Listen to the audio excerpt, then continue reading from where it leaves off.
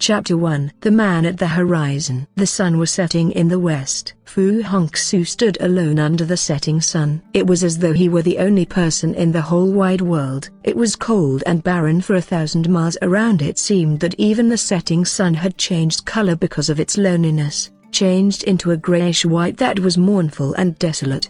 He felt the same. His hand clenched a saber, a pale white fist with a pitch-black saber. Pale white and pitch-black were colors close to death, and death was the limit of voidness and loneliness. His eyes were lonely and empty. They could almost see death. Could it be death was just in front of his eyes? He was walking. He walked very slowly, but he never stopped. Even if death was waiting for him in front, he would never stop. His walking posture was strange and unique. The left foot would take a quick step forward, and the right foot would follow slowly. He appeared to walk with considerable difficulty. Nevertheless, he had walked countless of miles, made innumerable journeys, and he walked that entire road by himself, step by step. When could he stop walking like this? When could he even stop walking? He didn't know. In fact, he had never considered it. Now that he had got here, what lay beyond? Was death really in front? Definitely. His eyes contained death. His hand also gripped death. In fact, his saber represented death. It was a pitch-black blade with a pitch-black handle and a pitch-black sheath. His saber may represent death, but it was his whole life. The sky had become even darker, but still he could make out the presence of a small town in the far distance. He knew that it was Phoenix Settlement, one of the more populous towns in the remote area. Of course he knew, because that was where the death he was searching for was to be found. Little did he know that Phoenix Settlement was already dead. A broken bar. The street was not very long or very wide, but there were still numerous stores, stalls and houses along the streets. There were countless such towns in the world, and every one of them was the same streets with many stores, stalls and houses, and these stalls had dilapidated storefronts, cheap goods and honest merchants. In the houses lived kind and friendly people. However, Phoenix Settlement was different from these other towns. While the stores and the stalls and the houses were still present, there was nobody around. Nobody. Not a single person was around. There were doors and windows that lined both sides of the street. Some were shut, but all were broken, smashed. Thick stacks of dust covered the streets, inside and outside the houses and stores. The roofs and beams were full of spider webs. A black cat was startled by the footsteps and leapt out, but it had already lost its alertness and agility. It was panting and limping as it crawled across the street. It did not even look like a cat anymore. Wasn't it a well-known fact that starvation could change everything? Could it be that the cat was the sole surviving creature in this little town? Fu Hongxue's heart turned cold, even colder than the blade in his hand. He was presently standing on this street, and seeing everything with his own eyes. But he could not believe, dared not believe, and would not believe. What disaster had befallen this place? How did this tragedy occur? At the side of the street, an old signboard was squeaking in the wind. He could still make out the words beneath all that dust: Chen Family Tavern, best vintage in town. This was originally one of the nicer-looking signboards in the district, but it was now tattered and broken, just like teeth of elderly people. But the condition of the tavern was much worse than the signboard. Fu Hongxue stood silently, observing and waiting. As the wind died down, he strolled over to the tavern and pushed open the door. It was as though he walked into a grave that had been exhumed. He had been here before. Though the wine was not even good, much less vintage, at least it wasn't vinegar. And the place had looked far from a grave. Exactly a year ago, this place was still a busy establishment. Travelers from all over who passed through Phoenix Settlement would be attracted by the signboard outside, and stopped for a drink here. Once wine entered empty stomachs, people became chatty. Hence, the tavern was always noisy. Noisy taverns attracted people. The tavern was not very small, but it was always crowded. The owner of the tavern was very friendly, and a smile was always seen on his face. But the smile had disappeared. Clean tables had become tabletops filled with dust. The ground was littered with broken wine bottles. The aromatic smell of wine had turned into a putrid odor which was vomit-inducing. Laughter, chatter, wine swigging in the tavern, clanking of buckets and knives, and oil boiling in woks behind the tavern. These sounds had all vanished. Only the creaking sounds of broken window panes swinging in wind were left, and they were oddly reminiscent to the flapping of bats' wings in prisons. The skies had darkened even further. It was almost pitch black. Fu Hongxue walked slowly to a corner and sat down unhurriedly, with his back towards the door. That was the corner he sat when he came here a year ago. But the place was presently like a grave. There was no place for any living person to hang about. Why did he still choose to sit down? Was he reminiscing about the past? Or was he waiting? If he was reminiscing, what could have happened that was worthy of his reminiscence? If he was waiting, what was he waiting for? Was it death? Was it really death? A broken bar. The color of night had finally wrapped her arms around all the land. There were no lamps, candles or fire, only darkness. He hated the darkness. However, darkness was similar to death in that they were both inescapable. Now that darkness had arrived, what about death? He sat there without moving, his hand still clenched tightly to his saber. Perhaps you could still see the pale hand, but certainly not the saber, for it had melted into the darkness. Was his saber as inescapable as death? The night was as silent as death. Suddenly, the wind brought the melodious strains of string instrumental music. Under such depressing circumstances, it was as though the music came from the heavens. His empty eyes had a strange expression after hearing this heavenly music. How many adjectives could be used to describe this expression, but joyfulness was not one of them. The music steadily increased in volume. Amongst the raising music volume, the creaking of the wheels of a horse carriage could also be heard. Who other than Fu Hongxue could be rushing to this god-forsaken place? Fu Hongxue's eyes were slowly returning to their original coldness, but the hand that was on his saber clenched even tighter. Could it be that he knew the person that was coming? Could it be that he was waiting for this person? Could it be that this person was death himself? What kind of music did heavenly music sound like? Nobody had ever heard how heavenly music sound like. But if there existed a form of music which could melt one's heart, and even one's soul, this music would be as close to as heavenly music as it could be heard on earth.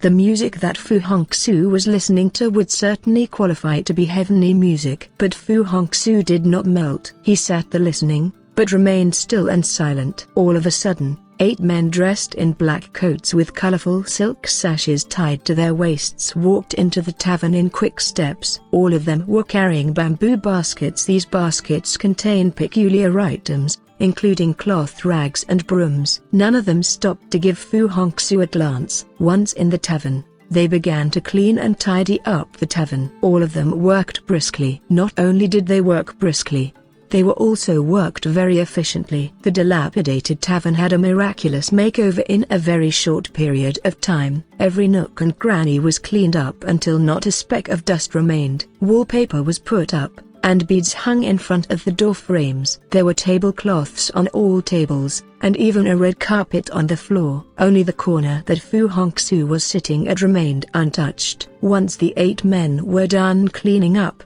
they stood in attention near the tavern entrance. 4 women who were dressed in bright colors walked into the tavern, holding bamboo baskets. They placed fresh flowers, food and wine on a table. A row of string ensemble players strolled in, playing beautiful music. A single drum beat could be heard amongst the music. It was already midnight. From the window, a solitary figure could be seen dressed in white, holding a watchman's drum. He looked like a spirit standing alone in the darkness. Where did this night watchman come from? Was he constantly reminding people of the coming of death? Who was he reminding this time? After the reverberation of the watchman drum ended, the song began.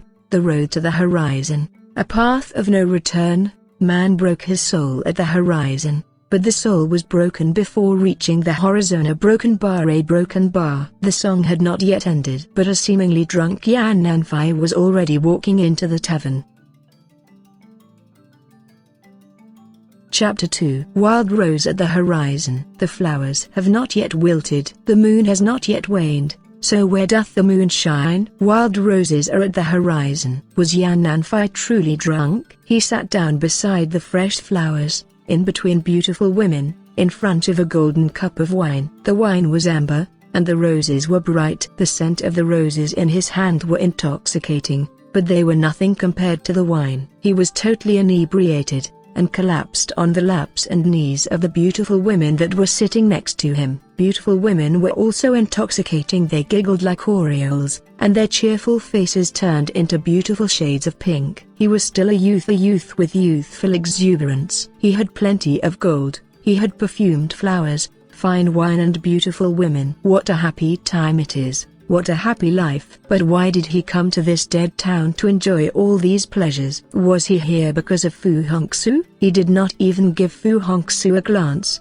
as though he did not realize Fu Hongxue's existence. Fu Hongxue too behaved in the same way, as though others did not exist. Around him, there were no flowers, women, nor wine. It was as though an invisible wall separated him and the other merrymakers. He had not taken part in such merrymaking activities for a very long time. The watchman's drum was struck once again. It was now the second watch. They were still drinking and making merry. They seemed to have totally forgotten all the frustrations, sorrow and pain in the world. He was still holding a cup full of wine in one hand, and a stalk of wild rose on the other. A beautiful woman tugged at his hand and asked, "Why do you like the wild rose?" "Wild roses have thorns." "You like thorns?" "I like to pierce people, pierce their hands and pierce their heart." The beautiful woman's hand was pierced, her heart was also pierced. She grimaced in pain, frowned and shook her head. "That is not a good reason. I don't like it." "You don't like it? What would you have liked to hear then?" Yan Nanfei laughed. "Do you want to listen to another story?" "Of course I do." Once upon a time,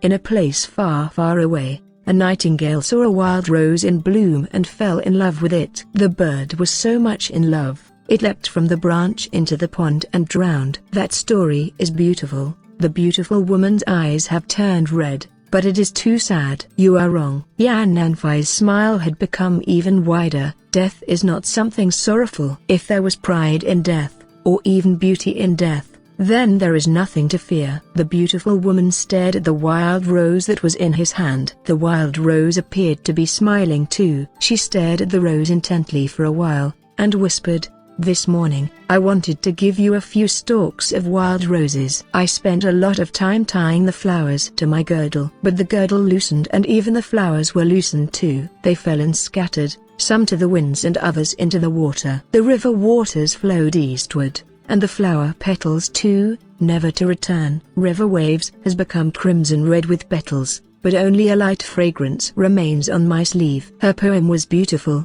just like a song. She lifted her sleeves. "Please smell them. I insist you smell them, as our final remembrance." Yan Nanfei looked at her sleeves and held her hand lightly. Just at this moment, the night watchman's drum reverberated once more. It was the third watch. The road to the horizon, a path of no return.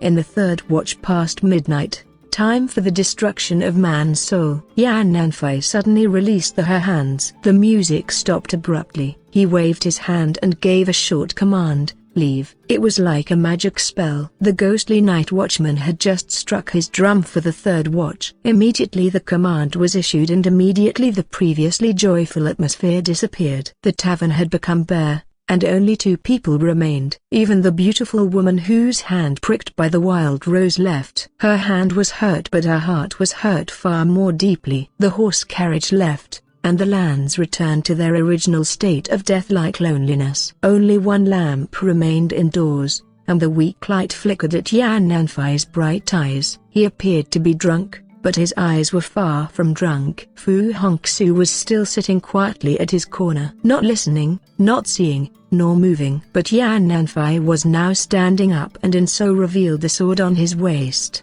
Bright red scabbard, bright red hilt, more red than the wild rose, more red than blood. The tavern was filled with happiness a short while ago, was suddenly filled with an air of murderous intent. He walked forward, towards Fu Hongxue. He may be drunk, but his sword was certainly not intoxicated. His sword was already in his hand. A pale white hand clenched to a blood-red sword. Fu Hongxue's hand was also clenched to his saber. His saber never left his hand, no matter what happened. A pale white hand clenched to a pitch-black saber. The saber was as black as death, and the scabbard was as red as blood. The distance between these weapons was slowly diminishing. The distance between Fu Hongxue and Yan Nanfei was slowly diminishing. The murderous air thickened even further. Yan Nanfei was finally standing in front of Fu Hongxue. Suddenly he pulled his sword out. The light reflected from the blade of the sword was as radiant as the sun's rays, yet as beautiful as the wild roses under sunlight. The sword emitted a powerful aura, right between Fu Hongxue's eyebrows. Fu Hongxue was still not listening, not seeing, nor moving. Light rays from the sword flashed past him. The beaded door curtain that was hanging on the door frame nearby was severed into two. The beads fell from the curtain like teardrops from a beautiful woman. Then the sword rays disappeared suddenly. The sword was still there, still in Yan Nanfei's hand. He raised his sword with two hands and presented it to Fu Hongxue. The sharpness of the sword was unparalleled under the heavens. The sword technique that he used was also unparalleled under the heavens. Why was he presenting such a sword to Fu Hongxue? He came from afar, made merry and drank. He pulled out his sword, swung it, and presented it as a gift. What was really happening? His hands were pale, and the blade of his sword also appeared to be pale under the dim light from a lamp. Fu Hongxue's face was even paler. He finally raised his head slowly, and gazed at the sword in Yan Nanfei's hands. He showed no expression, but the pupils of his eyes narrowed. Yan Nanfei was also gazing at him bright-eyed, carrying a strange expression. Was it an expression of a person that was close to the ultimate release of joy, or one of unspeakable and helpless sorrow? Fu Hongxue raised his head further and stared into Yan Nanfei's eyes. It was as though he had just noticed Yan Nanfei. Two pairs of eyes established contact. There was a flash of some sort, a spark, as though there was silent communication between them. "You are here," said Fu Hongxue, unexpectedly. "I am here," Yan Nanfei replied. Fu Hongxue said, "I knew you would come." Yan Nanfei replied, "I would come for sure, and you knew that. If not, you would not have let me go a year ago." Fu Hongxue looked grave, and gazed long and hard at the sword that in Yan Nanfei's hand before slowly said, "Now a year has passed." Yan Nanfei said, "Exactly 1 full year." Fu Hongxue sighed, "What a long year that was." Yan Nanfei also sighed, "What a short year that was." Was the span of a year truly long or short? Yan Nanfei gave a short burst of laughter. His laughter was laced with sarcasm. "You felt that the year had passed slowly only because you were waiting. You have been waiting for today to come." "What about you?" Fu Hongxue asked. "I didn't wait at all," Yan Nanfei answered. He gave a faint smile and continued, "Although I knew that today would be the day I die,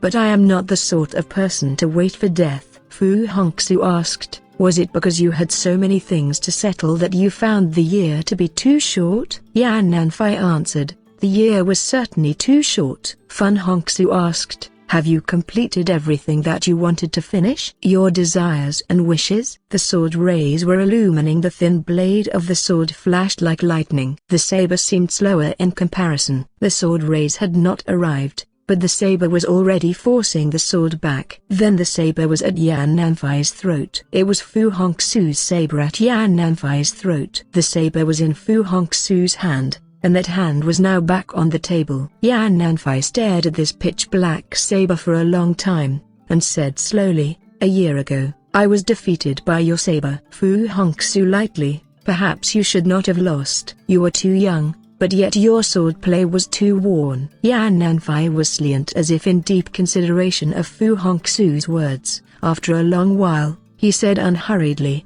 "You asked me then, if I had any unfulfilled wishes left." Fu Hongxue nodded. "I had asked you that." Yan Nanfei continued, "I replied then, that though I had unfinished business, that business was my own and only mine to do." Fu Hongxue answered, "I remember. I told you then, that you could kill me any time, but you could forget about forcing me to reveal anything if I was unwilling to do so." Yan Nanfei said. Fu Hongxue nodded. "And now a broken bar?" Yan Nanfei answered, "Now is still the same." Fu Hongxue asked, "Still the same unwillingness to talk?" Yan Nanfei answered, "You loaned me a year's time, to let me finish my business. Now had a year has passed, a broken bar. Came back here to die." Fu Hongxue said. Yan Nanfei nodded. "That is correct. I came back here to die." He held his sword, and spoke each word with care. "You can kill me now." He had came here to die.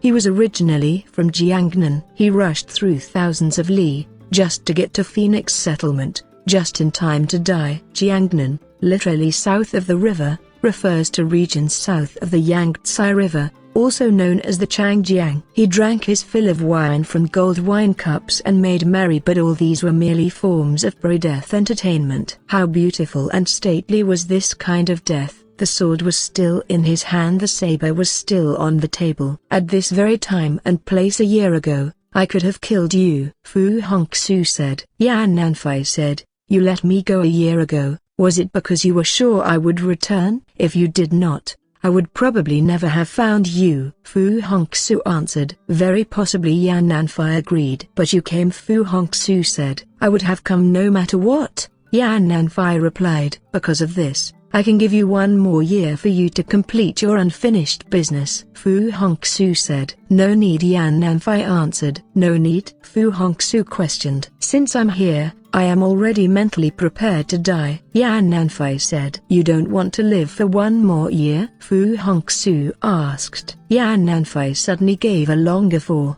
"If a true man lives in the world, but could not help the weak and destroy evil, avenge wrongs and repay kindness, he would be no better than being dead, even if he lived another hundreds of years." He was laughing, yet in his laughter carried an indescribable pain and anguish. Fu Hongxue looked at him intently, waited for his laughter to die before abruptly said, "But you still have unfulfilled wishes." "Who said that?" Yan Nanfei retorted. "I did." "I can tell," Fu Hongxue answered. Yan Nanfei gave a cold laugh. "Even if I have some unfulfilled wishes, it is none of your business," Fu Hongxue said. "But I'm a broken bar." Yan Nanfei interrupted him. "You had never been a man of many words, and I didn't come here to talk to you." "You only wish for a quick death?" Fu Hongxue asked. "Yes." The answer was short and swift. "You would rather die than to reveal your unfulfilled wishes?" Fu Hongxue asked. "Yes," Yan Nanfei said. "Definitely." The yes came out strong and decisive. Nothing in this world could change his mind. The hand that Fu Hongxue was holding the saber with had veins popping out of the arm. Once the saber left its sheath, death would follow. Nothing in the world could stop it. Was his saber getting ready to leave its sheath? Yan Nanfei presented his sword to Fu Hongxue with both hands. "I would rather die by my own sword." "I know," Fu Hongxue answered. "But you are using your saber anyway?" Yan Nanfei asked. "You have some things that you refuse to do." "So do I," Fu Hongxue answered. Yan Nanfei was silent, then spoke slowly. "After I die, would you take good care of my sword?" Fu Hongxue said coldly. "If the sword is alive, the person is alive. If the person perishes, so will the sword. When you die, your sword will join you in your destruction." Yan Nanfei gave a deep breath out and closed his eyes. "All right, strike me down now." Fu Hongxue's saber had already left its sheath, but it had not found its mark yet. There was a deafening rattling noise, like that of a giant wheel rolling on the ground. Then, a loud explosion sounded. The already rotting tavern door was blown apart by this explosion, and something rolled in. It was large and shiny golden sphere. The sphere was the size of the wheels on a wagon. Fu Hongxue did not move, and neither did Yan Nanfei turn his head. The golden sphere was rolling towards Yan Nanfei, and was about to run him over. No man can withstand the force of such a collision. That force was not one that mere flesh and blood can stop. Just at this very moment, Fu Hongxue drawn his saber. The saber flashed, and stopped moving. All motion and noise stopped too. The seemingly unstoppable golden sphere stopped after being tapped lightly with his saber. At the same moment, 13 spears flew out of the golden sphere, straight towards Yan Nanfei's back. Yan Nanfei still did not move, and Fu Hongxue's saber moved again. Light from the saber flashed, and the spearheads all broke and fell. The golden sphere looked as though it weighed a ton, but it had been cut into 4 quarters by the saber. The sphere was actually hollow, and the 4 quarters opened like those of flower petals. A small, dwarfish man was sitting on the floor amongst the 4 pieces of what remained of the sphere. He sat there without moving. That saber lopped off 13 spearheads and hacked the golden sphere to 4 quarters with one slash. The speed and force of this slash was incredible and unimaginable. It was as though all the magic and energy in this world united to generate this saber slash. The saber technique that was used was beyond all other saber techniques. It was enough to destroy everything. However, even with the destruction of the spearheads and the golden sphere, that short man was still perfectly fine and sitting on the floor. Not only was he motionless, he had no expression on his face. It was as though he was a man made of wood. The windows and door were wrecked by the impact. Some roof tiles were loosened and fell. They landed on this wooden man. The sound of ceramic tiles crashing against wood was produced. It turned out that the man was really made of wood. Fu Hongxue looked at him coldly. Since he didn't move, Fu Hongxue also didn't move. How could a wooden man move about anyway? Unexpectedly, this one did. He moved quickly and suddenly rocketed towards Yan Nanfai's back. He had no weapons. He used his own person as a weapon. His entire body, his 4 limbs were all weapons. Even the most menacing weapons required a person to handle them, because weapons themselves were not alive. However, this weapon was totally alive. Also at that very moment, a pair of hands came up from the ground and grabbed hold of Yan Nanfai's legs. This move was also totally unexpected. Now even if Yan Nanfai had wanted to avoid the attack, he would not have been able to. This attack was very well coordinated. The sudden movement of the woodman, the hands from the ground attacking from both top and bottom. Woodman's legs had also wrapped around Yan Nanfai's waist, both his hands already flying at the throat in top speed. This attack was not only totally out of ordinary, but also carefully planned. It was a strike that would not have failed to hit the target. It is a pity that they forgot that Yan Nanfai had a saber close to him. Fu Hongxue's saber, a saber totally unmatched under the heavens. The saber flashed. Just a single flash. There were open wounds on all 4 hands. Woodman's hand was bleeding originally. The blood oozing out from the new wounds was just as red, but his deadwood face had grimaced. The hands loosen. All 4 hands. A man totally covered with soil leapt out from the ground. He looked like a man made of mud. Mudman was also a dwarf. Both of them leapt up, made a turn in the air, and each withdrawing to a corner. No one chased after them. Fu Hongxue's saber was motionless, as he was. Yan Nanfai didn't even turn his head. Mudman held his hands up, suddenly turned and said, "This is all your fault. You said that nothing could go wrong with our plan of attack." Woodman replied, "Now that we have failed, we have best kill ourselves now. Returning with failure would mean death anyway." "How do you wish to die?" asked Mudman. "I am a wooden man. Certainly the best way to die is to go up in flames," Woodman said. "All right then, you better burn yourself to ashes," Mudman told him. Woodman gave a small sigh, and really set fire to his clothes up with a fire starter. The fire burned very quickly. In a very short while, Woodman was totally in flames. Mudman stood afar to avoid the heat.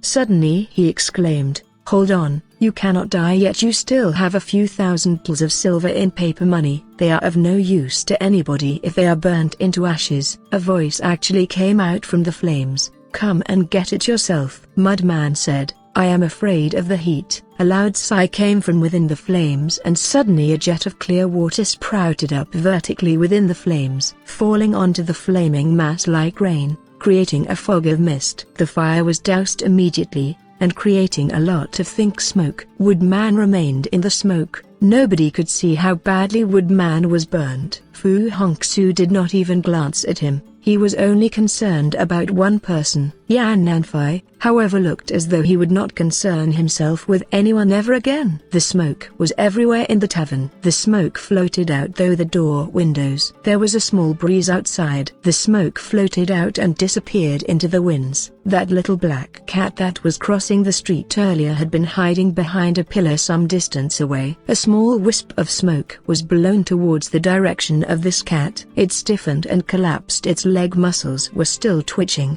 Although it had been through the horrors of the destruction and starvation, it was still alive. But this small wisp of smoke turned it into a bag of rotten bones within the twinkle of an eye. At this moment, Fu Hongxue and Yan Nanfei were standing right in the smoke.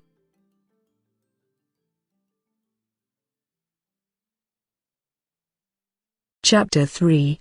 Bright moon at the high mansion. Thick smoke slowly dispersed. This is a life-taking smoke. There were simply too many renowned heroes who had fallen suddenly and noiselessly to this thick smoke. As the smoke was dispersing, Woodman's eyes were shining with elation. He was certain that his opponents had fallen. In fact, he hoped to see them on the ground, still struggling to the last. He hoped that they would crawl in front of him and begged for the antidote. Even Shibation and Bronze Tiger had knelt in front of him before, and begged piteously for the antidote. They were the most terrifying strongmen in the martial world, but when facing death, even the bravest would become cowardly. To him, the suffering and hopelessness of other people were a source of pleasure and gratification. But this time, he was disappointed. Fu Hongxue and Yan Nanfei did not fall. In fact, their eyes were still shining. The light in Woodman's eyes was extinguished, just like the flames on his torso. His clothes were burnt to ashes and were scattered into the winds along with the thick smoke. Only a person with soot-blackened skin was left. It looked like cast iron that was inflammable, yet like burnt charcoal too. Yan Nanfei suddenly spoke. These two people are the double killers of the 5 elements. Fu Hongxue gave a humph in reply. Unfortunately,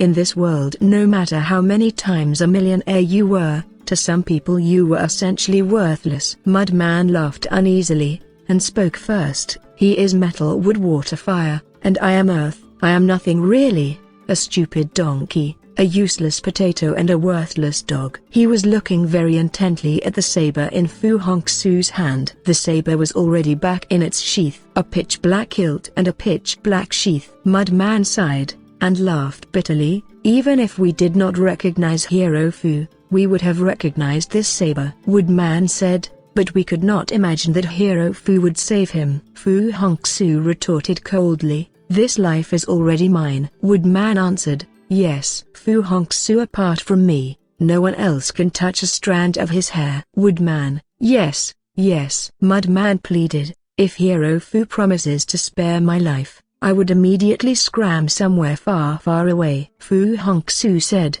scram. His words were barely out of his mouth when Woodman and Mudman scrammed off. In fact, they actually rolled out like 2 balls. Yan Nanfei suddenly laughed, and said, I knew you definitely would not kill them.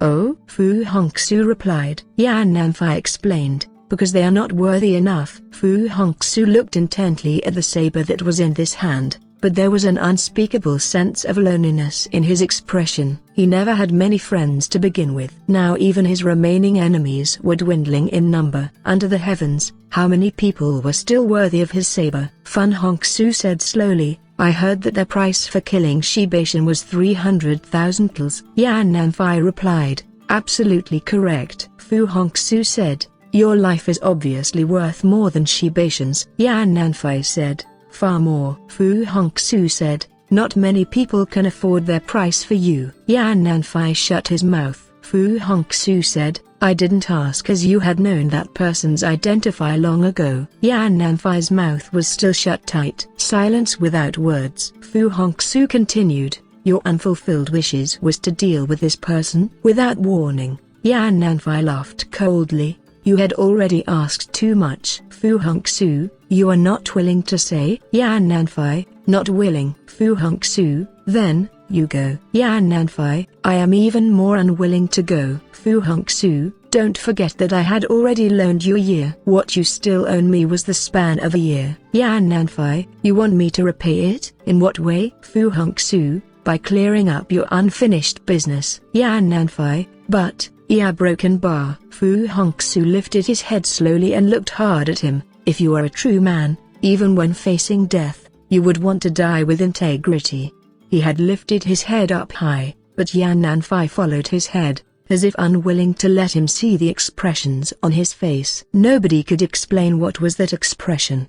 Was it sadness, pain, or fear? Fu Hongxue said, your sword is still alive, your body still alive. Why did you have no courage to face him? Yan Nanfei lifted his head up, held his sword tightly in his hand. Fine, I would go. After a year, I would certainly return. Fu Hongxue said, I know. There was still wine on the table. Yan Nanfei suddenly turned around to grab the wine bottle. You still do not drink? Fu Hongxue said. I don't drink. Yan Nanfei looked at him. People who don't drink, are they always sober? Fu Hongxue replied. Not necessarily. Yan Nanfei tilted his head backwards, guffawed loudly and drank half the bottle of wine in one gulp. Then he walked out of the tavern in large strides. He walked very fast because he knew the road ahead was not only difficult, but also very long. So long that it was mind-boggling. Dead town, deserted street, lonely world, lonely bright moon too. Tonight was a night of a full moon. The moon was full,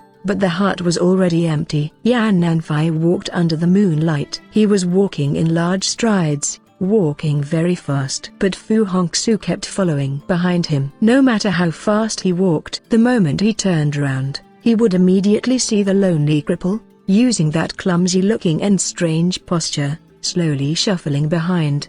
The stars were dispersing, the moon was dimming and the night was almost over. He was still following, still keeping the same distance behind. Finally, Yan Nanfei could take it no more. He turned around and yelled loudly, "Are you my shadow?" Fu Hongxue said, "Number." "Then why do you kept following me?" Yan Nanfei questioned. Fu Hongxue answered, "I am not willing to allow you to die in someone else's hands." Yan Nanfei gave a cold laugh. "I don't need you to worry for me. I have always been able to take care of myself." Fu Hongxue asked, "Can you really?" He did not let Yan Nanfei but immediately continued, "Only the truly emotionless person can take care of themselves." "You feel too much?" Yan Nanfei asked. "What about you?" Fu Hongxue said grimly, "I may used to have feelings, but I had forgotten them." "Long forgotten them." His pale face was without emotion. Who could have noticed that behind this cold, grim mask hid deep, heart-wrenching pain? Who could have seen those painful memories? If a person's heart was truly dead,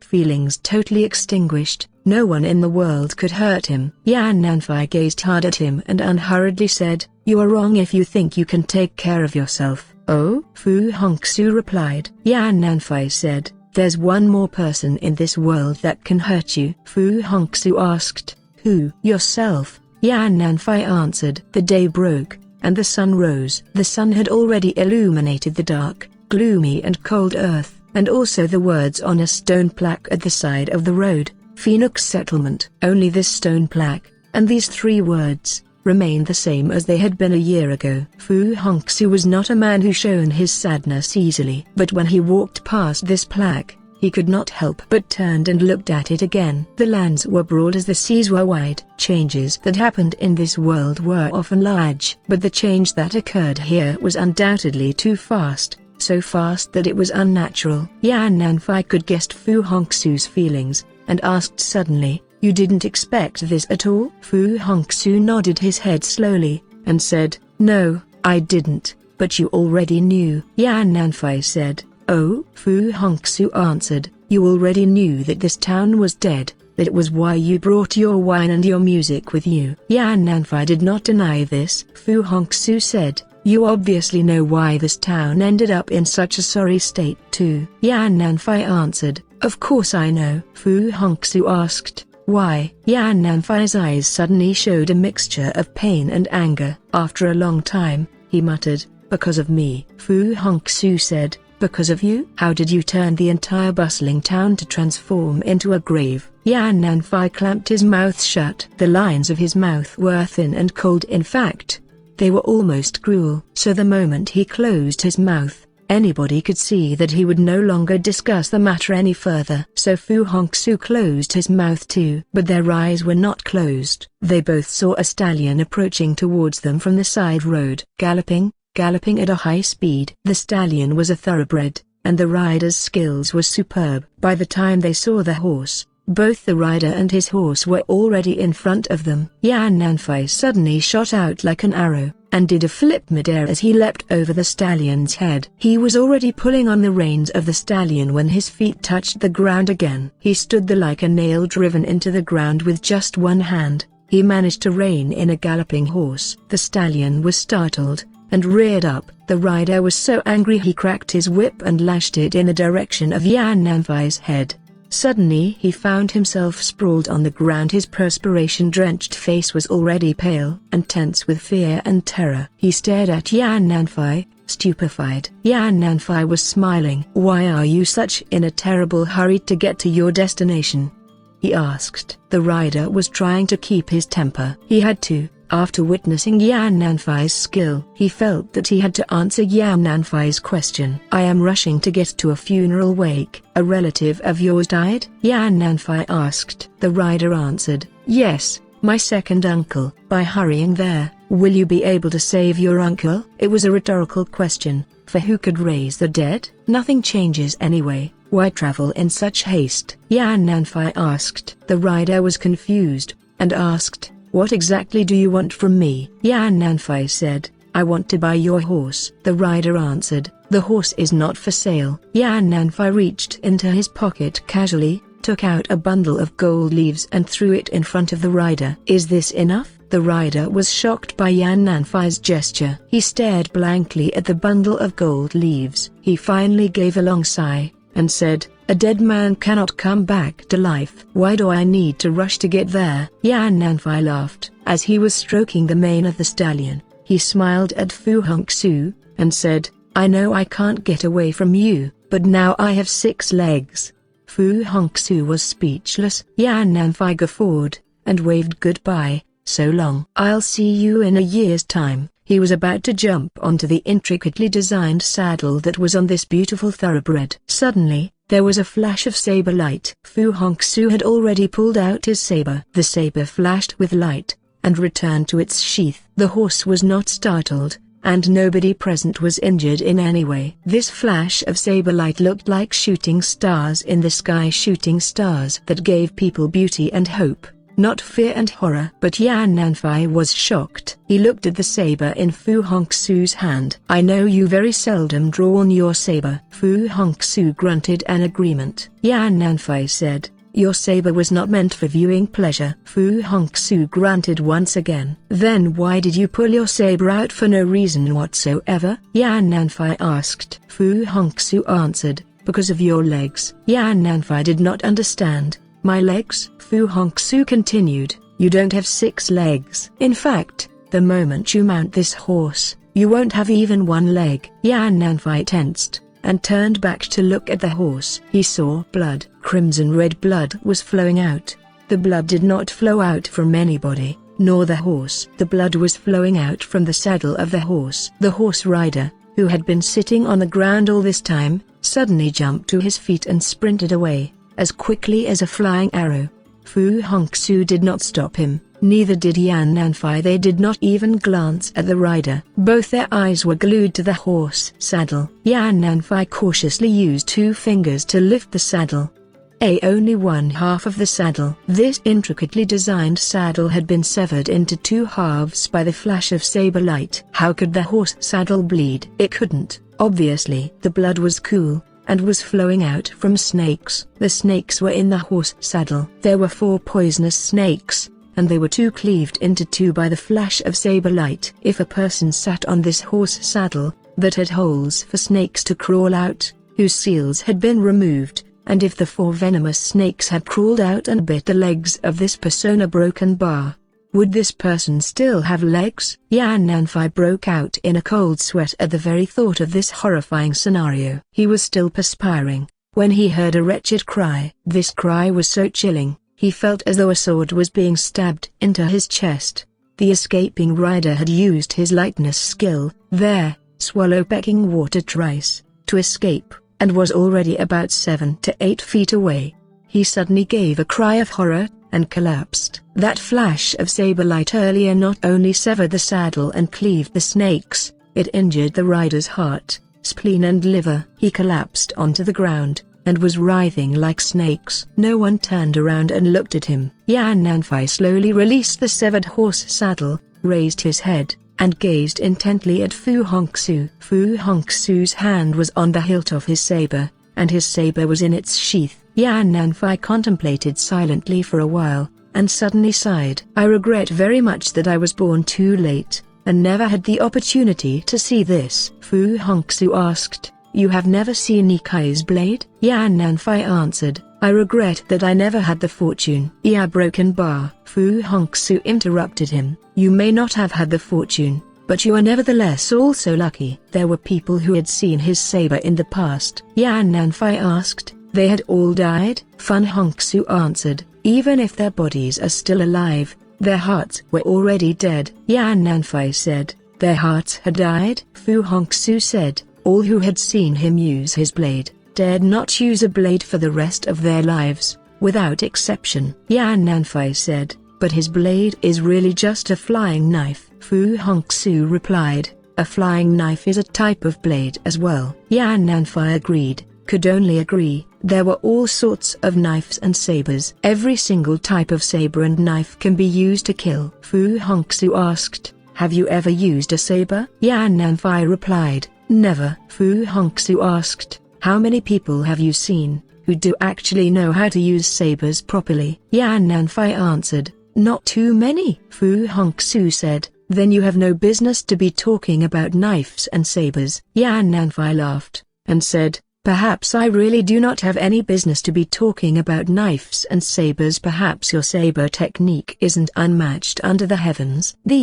I am not too sure. But I am sure about one thing. Fu Hongxue said, and what is that? Yan Nanfei said, now I have 6 legs again, but you only have 2. He gave a loud guffaw again, and leapt onto the horse. The horse saddle may be severed, and the snakes may be slashed, but the horse was still very much alive and alert. The horse ran like the wind, and left behind a swirl of fine dust. Fu Hongxue looked down at his feet. His eyes had the indescribable look of self-ridicule, and whispered to himself, you are wrong. I don't have 2 legs, I only have 1. There were wine taverns in every town, and every wine tavern with long histories had something that was special or unique. The 10,000 longevity tavern was unique in one way, and that was the exorbitant prices that it charged. Everything that was served, food or wine, were at least double the price of other taverns. Man has many weaknesses. Spending tons of money for the sake of appearance was surely one of them. This was why places that charged ridiculous prices also had ridiculously good business. When Yan Nanfei walked out of the 10,000 longevity tavern and looked at the horse tied outside the tavern, he could not help laughing.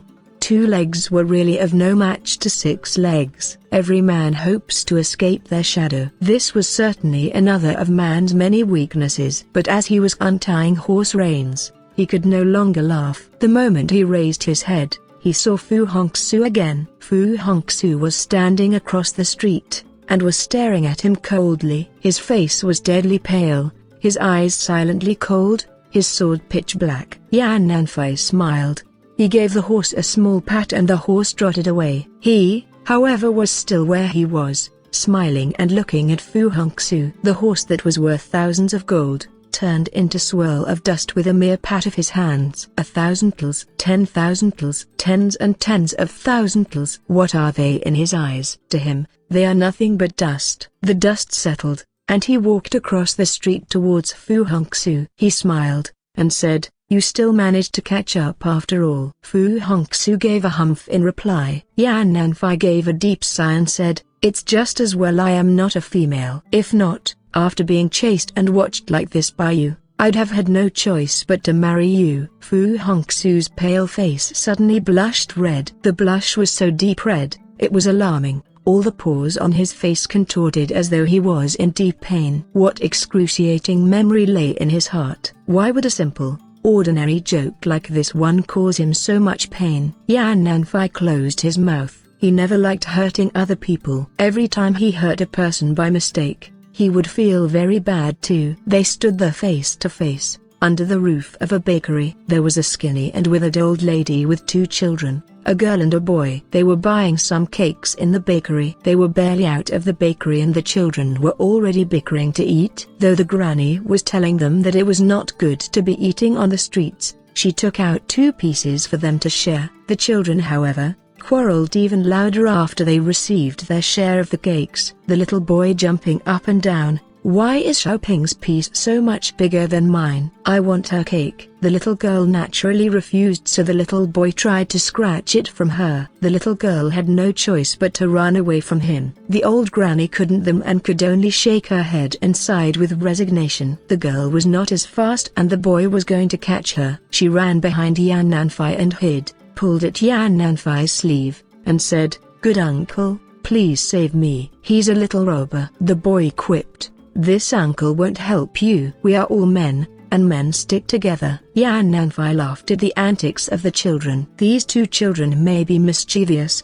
but they were very intelligent and very cute. Yan Nanfei also had his childhood once, but those golden times were gone, never to return. He too had a girl playmate once, and he wondered if she was already married. He saw something in the two children that reminded him of his childhood. His heart was suddenly filled with warmth and nostalgia. He grabbed both the hands of the two children and said gently, "Let's quarrel no more. Uncle will buy 10 cakes for each of you." The faces of the two children lighted up. Their smiles were angelic. They both start running into his embrace. Yan Nanfei opened his arms, preparing to carry a child in each arm. At this instant, there was a flash of saber light. Fu Hongxue was a person who never drawn his saber out lightly, and yet he suddenly drew his saber. The saber light flashed past, and the cakes that were in the children's hands fell onto the ground. They had been slashed into halves. Both children were so frightened that they started crying and ran back to their grandmother. Yan Nanfei was also stunned. He stared at Fu Hongxue in bewilderment. Fu Hongxue's saber was already back in its sheath. His face was expressionless. Yan Nanfei suddenly laughed coldly. "Now I know. Other than killing,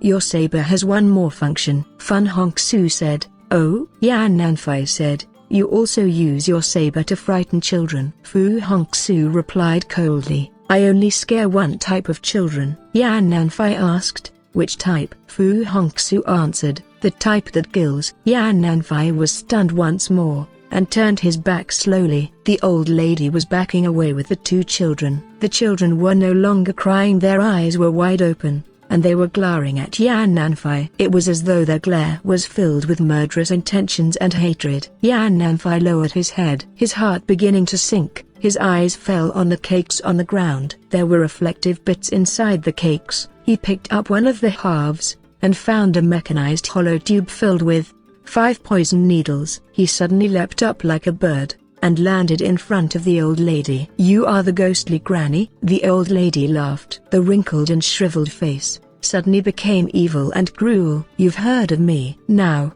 that is unexpected." Yan Nanfei gazed at her for a long time, and said calmly, "You do know that I have a habit." Ghostly granny said, "What habit is it?" Yan Nanfei answered, "I never kill women." Ghostly granny laughed. "It's a good habit to have." Yan Nanfei said, "You may be old, but you are still women." Ghostly granny let out a breath, and said, "It's too bad for you that you've never seen me when I was still young, or else a broken bar." Yan Nanfei interrupted coldly, "A broken bar I would have still killed you." Ghostly granny said, "I seem to recall you just mentioning that you never killed women." Yan Nanfei said, "You are an exception." Ghostly granny asked, "Why am I an exception?" Yan Nanfei said, "Children are pure and innocent. You should not have used them. You've wrecked their lives. A broken bar." Ghostly granny smiled again. Her smile was chilling.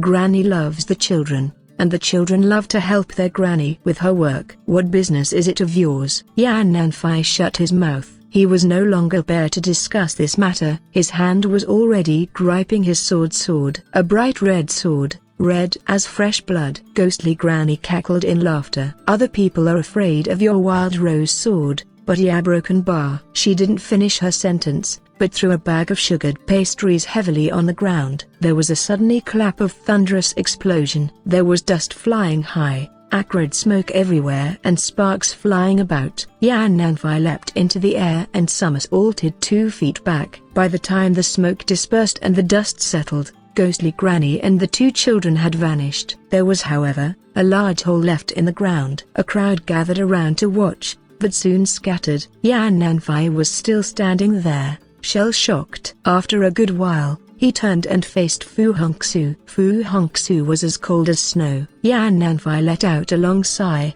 and said, You are right once again, Fu Hongxue said. I'm really wrong. Yan Nanfei said, the children are innocent. They must have been kidnapped by ghostly granny when they were tiny, in the dark of the night, and babies in cloth bundles. A broken bar. A shriveled old lady knocking on the door in the middle of the night. A broken bar. Grieving parents, pitiful children in a broken bar. Yan Nanfei said sorrowfully, she must have used all kinds of methods to have taught the children nothing but evil and hatred from a young and tender age. Fu Hongxue said, that's why you should not have let escape. Yan Nanfei said, I did not suspect that fire seeds from Jiangnan's thunderclap hall could be hidden in the bag of sugared pastries. Fu Hongxue said, you should have thought of that possibility. If the cakes could contain their 5 poison needles, they could also contain their thunderclap seed. Yan Nanfei asked, you expected something like this would occur? Fu Hongxue did not deny it. Yan Nanfei asked, since you are of the opinion that I should not have let her go, why didn't you strike her down? Fu Hongxue answered coldly, that is because her target was you, not me. Besides, I never expect you to be so dumb. Yan Nanfei looked intently at him, and laughed bitterly. Perhaps it is not that I'm too dumb, but it is that you are too sharp. Fu Hongxue, oh? Yan Nanfei said, right to this very moment, I still find it hard to understand how you detect the toxic mist amidst the smoke and the poisonous snakes in the saddle. Fu Hongxue was silent for a long time. He calmly said, there are many ways to kill a person. Assassination is but one of them, and yet this way of killing is the most fearsome of them all. Yan Nanfei answered, I know that. Fu Hongxue continued, then do you know how many assassination methods are there? Yan Nanfei answered, I don't know. Fu Hongxue asked again, do you know how many people in the last 3 centuries have died undeserved deaths because of successful assassinations? Yan Nanfei answered, I don't know. Fu Hongxue said, at least 538 people. Yan Nanfei asked, you counted? Fu Hongxue replied, I counted. It took me 7 years of time and effort to get this exact number. Yan Nanfei could not stop himself from asking the obvious question, why did you waste so much time to find the exact answer to this trivial question? Fu Hongxue replied, if I had not taken the trouble to do so, I would have already died at least 10 times, and you 3 times. Yan Nanfei let out a small breath. He was going to say something, but stopped himself. Fu Hongxue continued, these 538 people that I mentioned, they were all highly skilled members of the pugilistic fraternity. They were all killed by people who were normally not their match in martial arts. Yan Nanfei said, they only succeed because the assassination methods were so lowly and ingenious. Fu Hongxue nodded. There may have been 538 deaths, but there were only 483 assassins. Yan Nanfei said, some were victims of the same assassin. Fu Hongxue nodded again. Also, different assassins might share the similar methods. Yan Nanfei said, I would have imagined so. Fu Hongxue said, in all, the assassins had used 227 different methods. Yan Nanfei said, it goes without saying that these 227 methods must be the most malicious and ingenious. Fu Hongxue replied, obviously so. Yan Nanfei asked, of these, how many of them do you know? Fu Hongxue answered, 227. Yan Nanfei let out another breath, and said, originally, I know none of these methods. Fu Hongxue said, at the very least, you now know 3 of them. Yan Nanfei answered, more than 3 methods. Fu Hongxue, more than 3 methods? Yan Nanfei smiled, do you know the number of assassination attempts I had survived in the last 6 months? Fu Hongxue shook his head. Yan Nanfei said, 39 attempts, not counting the 3 that you witnessed. Fu Hongxue asked, their methods were all different? Yan Nanfei replied, not only were they totally different, they all came unexpected. But I'm still alive today. It was now Fu Hongxue's turn to be speechless. Yan Nanfei laughed and walked into a small road that was intersecting the major street that they were on. There was a high mansion. There were floral scents emitting from the upper floors. What floral scent was it? Could it be that of wild roses? There was a high mansion. There were windows in the mansion. There was moon outside the window. There were flowers beneath the moon. Flowers were wild roses. The moon was bright moon. There was no lamp. The moonlight came in from the window and shone at the wild roses that were beside Yan Nanfei. He had more than wild roses by his side. He also had a person pricked by wild roses. Tonight, of all nights, the moon is like a liquid. Two people leaning on each other. There were countless burdens to be shared. There were never-ending words of love to be said. The night was deep, and men were getting intoxicated. Yan Nanfei was however very much alert. His eyes were still clear as the bright moon, but the expression on his face seemed as though he had been pricked by the thorns of wild roses. Wild roses had thorns, but what about the bright moon? The bright moon did have a heart. That was why the moon would lend its rays to illuminate mankind. The name of this lady was Minai Uxin.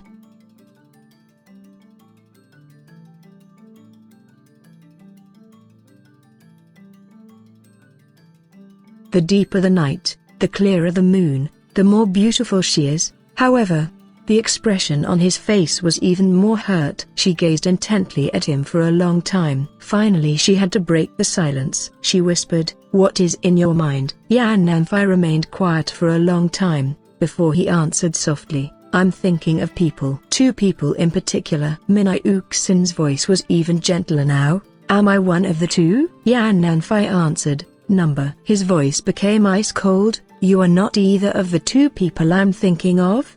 The beauty was pricked once again, but she did not withdraw. She asked, "Who are they then?" Yan Nanfei answered, "One of them is Fu Hongxue." Minai Uxin asked, "Fu Hongxue? The person who was waiting for you at Phoenix Settlement?" Yan Nanfei nodded. Minai Uxin asked, "He is your enemy, isn't he?" Yan Nanfei answered, "Number." Minai Uxin asked, "Is he your friend then?" Yan Nanfei said, "No.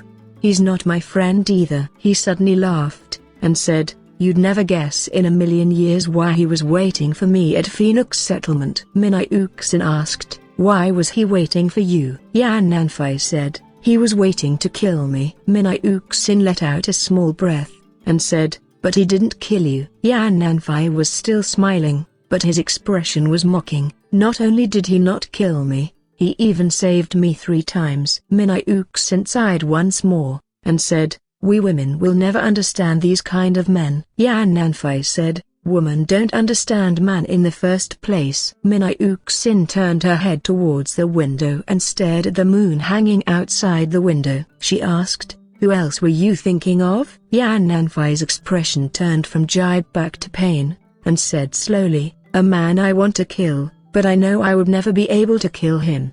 Seeing his pain, her eyes dimmed. Even the moon outside also dimmed. A dark cloud floated quietly across the sky, and covered the moon. She got up silently, and whispered, "I'm leaving now. You should be sleeping soon." Yan Nanfei did not raise his head. "You are leaving?" Minai Uxin said, "I know that I should be with you when you are feeling down, but a broken bar. But you had to leave anyway, even though this room is amongst the wind and dust. You had never allowed guests to stay overnight. You are giving me face by letting me remain here." Yan Nanfei interrupted. "Wind and dust is a euphemistic term referring to prostitution. Yan Nanfei's present location can be left to the reader's imagination." Minai Uxin looked at him, and her eyes also began to show the pain. She suddenly turned around, and said, "Perhaps I never should have asked you to stay. Perhaps you never should have come." Her voice was calm, yet not without a hint of resentment. Man in an empty room. The empty room thicked with loneliness. Outside the window,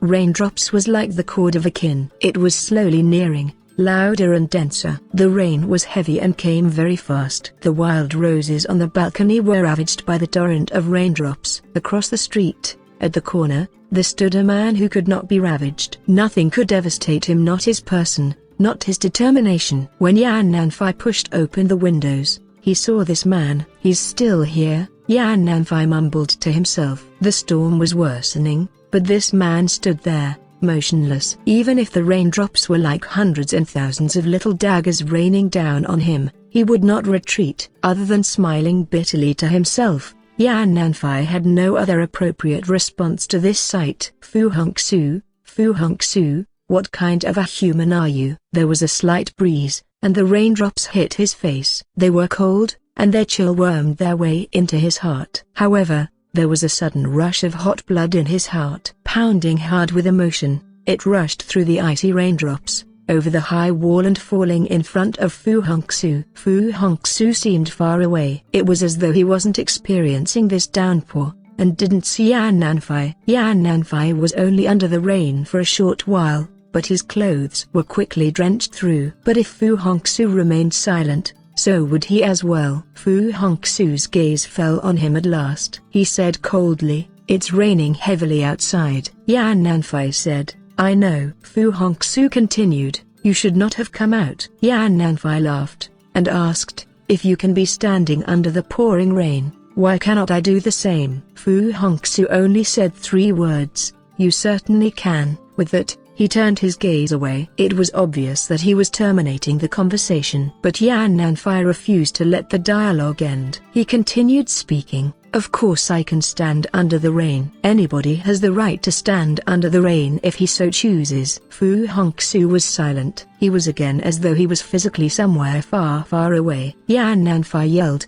"But I didn't come out here specially to get drenched." His voice was just too loud. It was even louder than the hundreds of thousands of raindrops that were hitting the tiled rooftop. Fu Hongxue was undoubtedly not deaf. He finally asked nonchalantly, "Then what are you doing outside?" Yan Nanfei said, "I want to tell you something, a secret." Fu Hongxue's eyes brightened. "You are now prepared to tell me?" Yan Nanfei nodded. Fu Hongxue asked, "But you were originally intending to take that secret to your grave?" Yan Nanfei nodded in admission, and said, "I had made up my mind not to tell anybody, ever." Fu Hongxue asked, "Then why are you telling me now?" Yan Nanfei stared at him, at the raindrops on his face, at his pale face, and answered, "I'm going to tell you now, because I've suddenly realized one thing." Fu Hongxue said, "And what is that?" Yan Nanfei laughed. He said, unconcerned, "You are not human." Not human at all.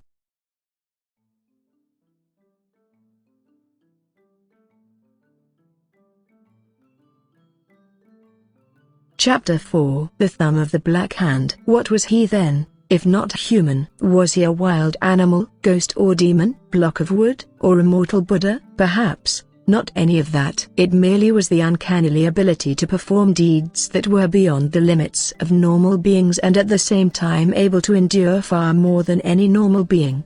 Yan Nanfei had a very good explanation. Even if you are human, you are at the most an inhuman human. Fu Hongxue smiled.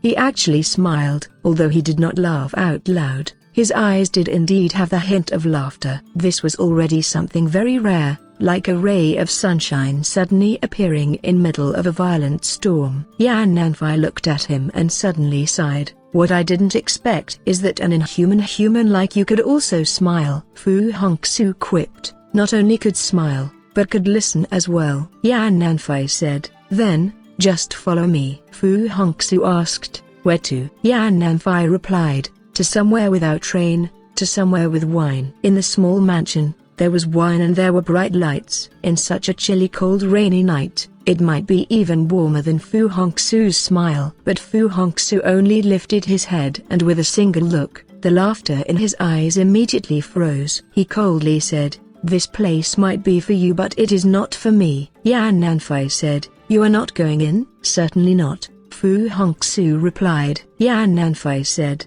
"If I can go in, why can't you do the same?" Fu Hongxue said, "Because you are not me, and I am not you." "It was because you are not me, you would never understand my pain and sufferings." This was left unspoken, neither was there the need. Yan Nanfei had seen his pain. His face was already distorted with this pain. This place was just only a brothel, a place where people seeked pleasures and joys. Why would it cause him such intense pain and suffering? Could it be that he had previously endured great pain and sufferings in such a place? Yan Nanfei suddenly asked, "Did you see the person accompanying me to Phoenix Settlement, the one who carried Miser there?" Fu Hongxue shook his head. Yan Nanfei continued, "I know that you had not seen it, because you never drink and never look at women." He stared at Fu Hongxue, and slowly said, Is it because those two things had hurt you in the past? Fu Hongxue had not moved, neither did he speak, but every muscle in his face was already taut. Yan Nanfai's words were like a sharp needle,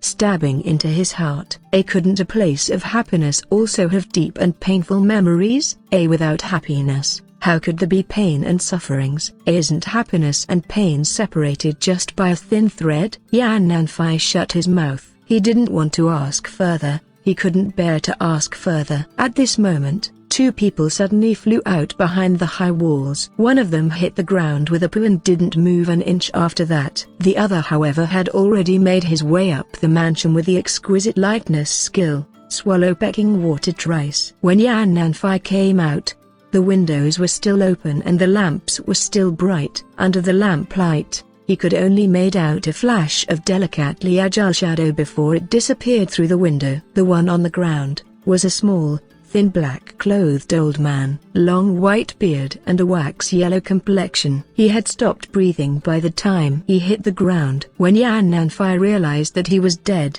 he flew up the mansion in the greatest haste, straight through the window. By the time he passed through the window, Fu Hongxue was already inside. There was nobody in the house, only a wet footprint, a delicate footprint. The swallow-like shadow was obviously a woman. Yan Nanfai creased his brows and mumbled, "Could it be her?" Fu Hongxue asked, "Who is she?" Yan Nanfai answered, "Minai Uxin." Fu Hongxue coldly, "There's no moon in the sky, and the bright moon has no heart. How could there then be a Minai Uxin, the heart of the bright moon?" Yan Nanfai sighed, with a bitter laugh.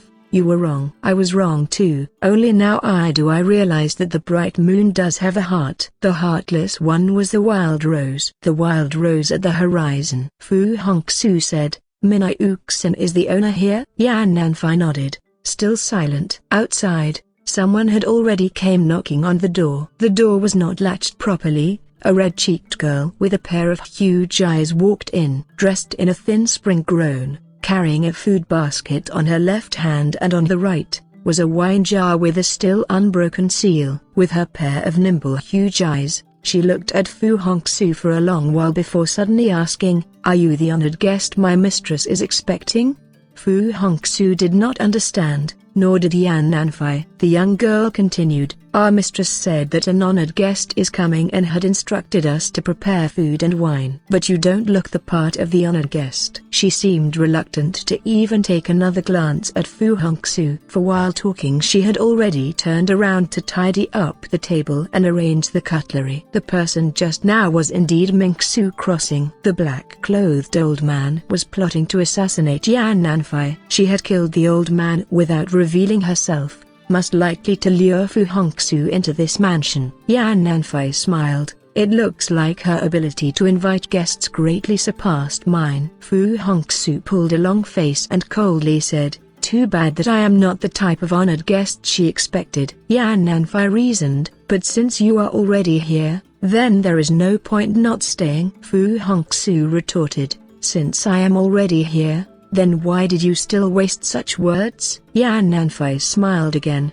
walked over and broke open the clay seal of the wine jar. The fragrance greeted the nostrils immediately. "Good wine," he laughed. "Even when I was here, I didn't get to drink such good wine." The young girl was pouring wine, from the wine jar to the wine pot and then from the wine pot to the wine cup. Yan Nanfai remarked, "It looks like she not only recognizes you, but she clearly also knows what kind of person you are." The wine cup was full to the brim. He drained it in one gulp, then turned to face Fu Hongxue and slowly said, "I had unfulfilled wishes because one person is still not dead." Fu Hongxue asked, "Who is that?" Yan Nanfai said, "He is the kind that deserved to die." Fu Hongxue asked again, "You want to kill him?" Yan Nanfai said, "Every single day and night." Fu Hongxue was silent for a long time before calmly said, "People who deserved to die would die sooner or later. Why must you kill him with your own hands?" Yan Nanfai said,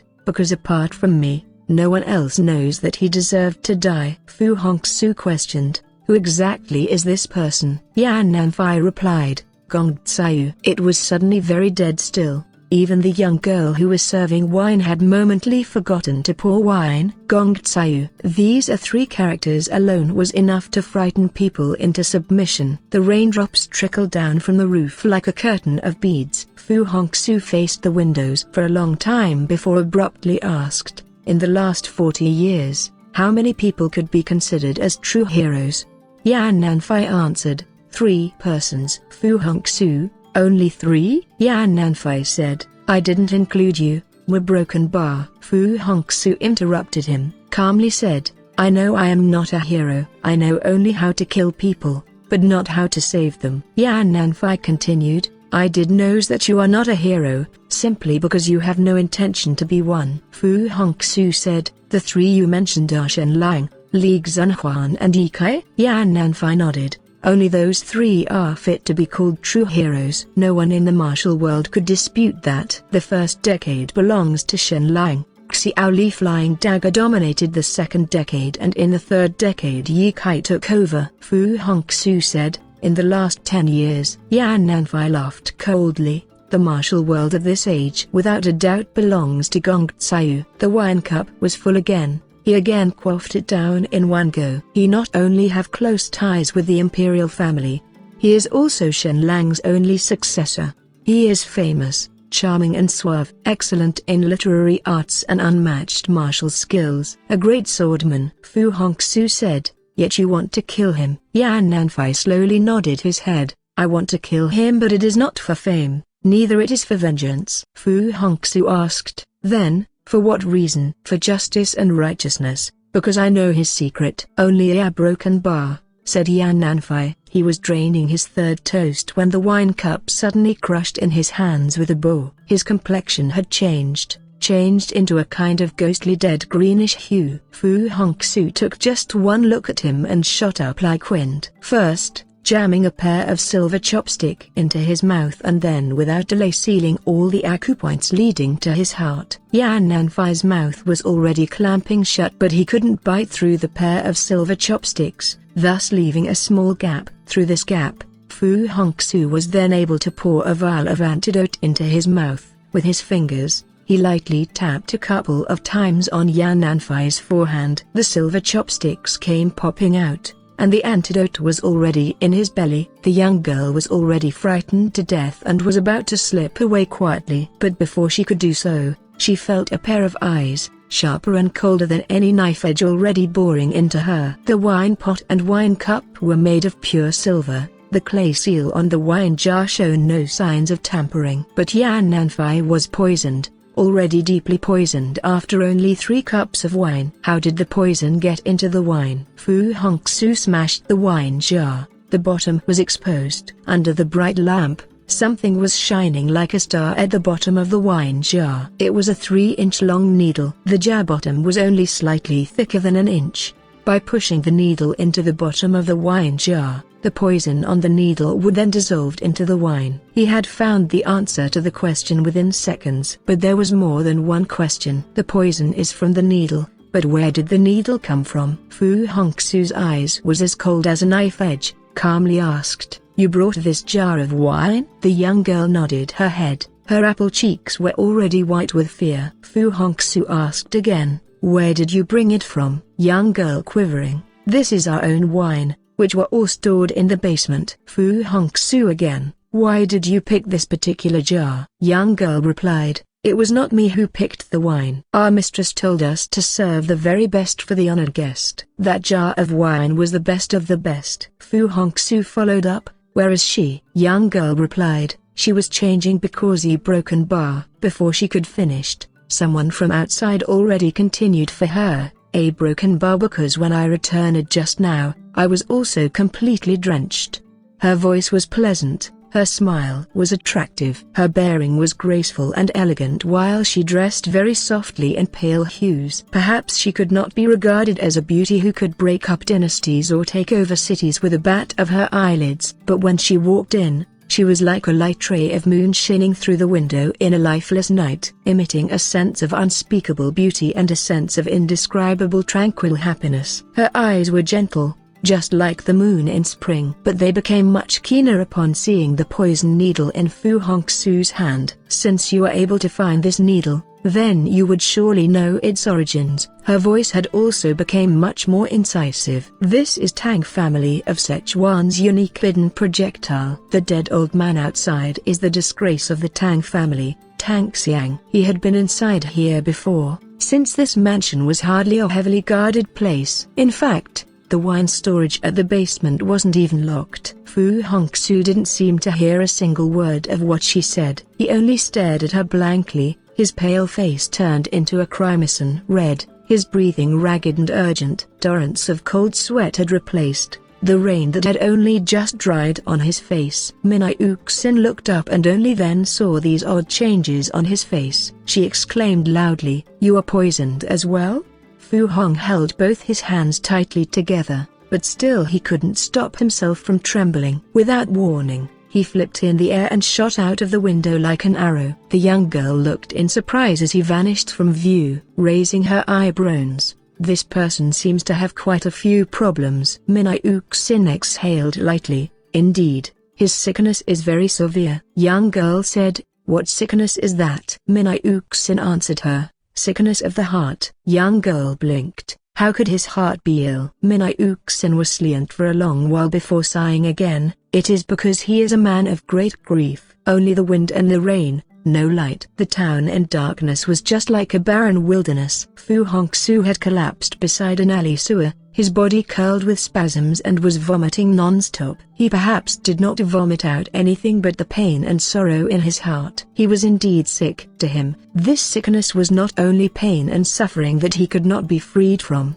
but also a source of shame and humiliation. His sickness would manifest itself whenever he was in extreme anger or sorrow. He would then hide away and torture himself the most cruelly, all because he hated himself for having such sickness. The icy rain pounded his body like lashes of whip. His heart was bleeding, his hands were also bleeding. He dug hard into the gravel, shoving the mixture of blood and dirt into his mouth. He had a deep fear that he would wail and howl like a wild animal. He much rather bleed than to let others see his suffering and humiliation. Unfortunately, someone came into this empty alley. The delicate shadow slowly walked over and stopped in front of him. He didn't see her person, only her feet. A pair of dainty and diligent feet. A pair of soft satin shoes that totally matched the rest of her attire. The colors she wore were always very soft, very pale like the moon in spring. Fu Hongxue suddenly let out an animalistic howl,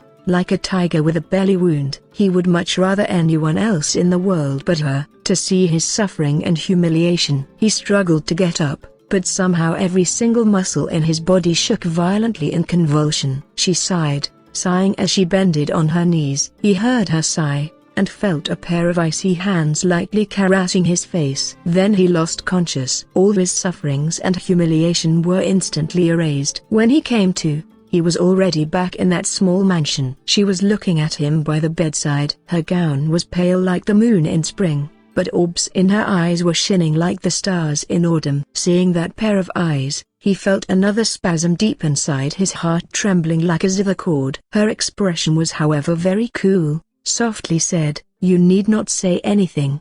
The only reason I brought you back here is to save Yan Nanfei." The poison had already worked deeply into him. Fu Hongxue shut his eyes, not only to escape her gaze but also to hide the pain in his eyes. Min-Yuxin continued, "To my knowledge, there are at the most only 3 persons in the martial world who can counteract the poison from Tang family, and you are one of them." Fu Hongxue showed no reactions at all. But all in an instant, he already stood up, facing the window and away from her. He was still wearing his original clothes, his saber still by his side. These 2 things put him somewhat at ease, thus he didn't shot out of the window this time. Calmly he asked, "Is he still here?" "Still here, just right inside." "I go in, you wait here." She stood there, watched him walked in slowly. Seeing his walking posture, the orbs in her eyes could not help but to betray a kind of unexplainable grief and anguish. It was quite some time before she heard him from beyond the door curtain. "Antidote is on the table." His voice was still ice cold. "He is no longer deeply poisoned." After 3 days, he will regain conscious. After 7 days, he will recover. But you can't leave now, she said in a great hurry, as if knowing that he was going to leave immediately. Even if you are very unwilling to see me, you still shouldn't leave now.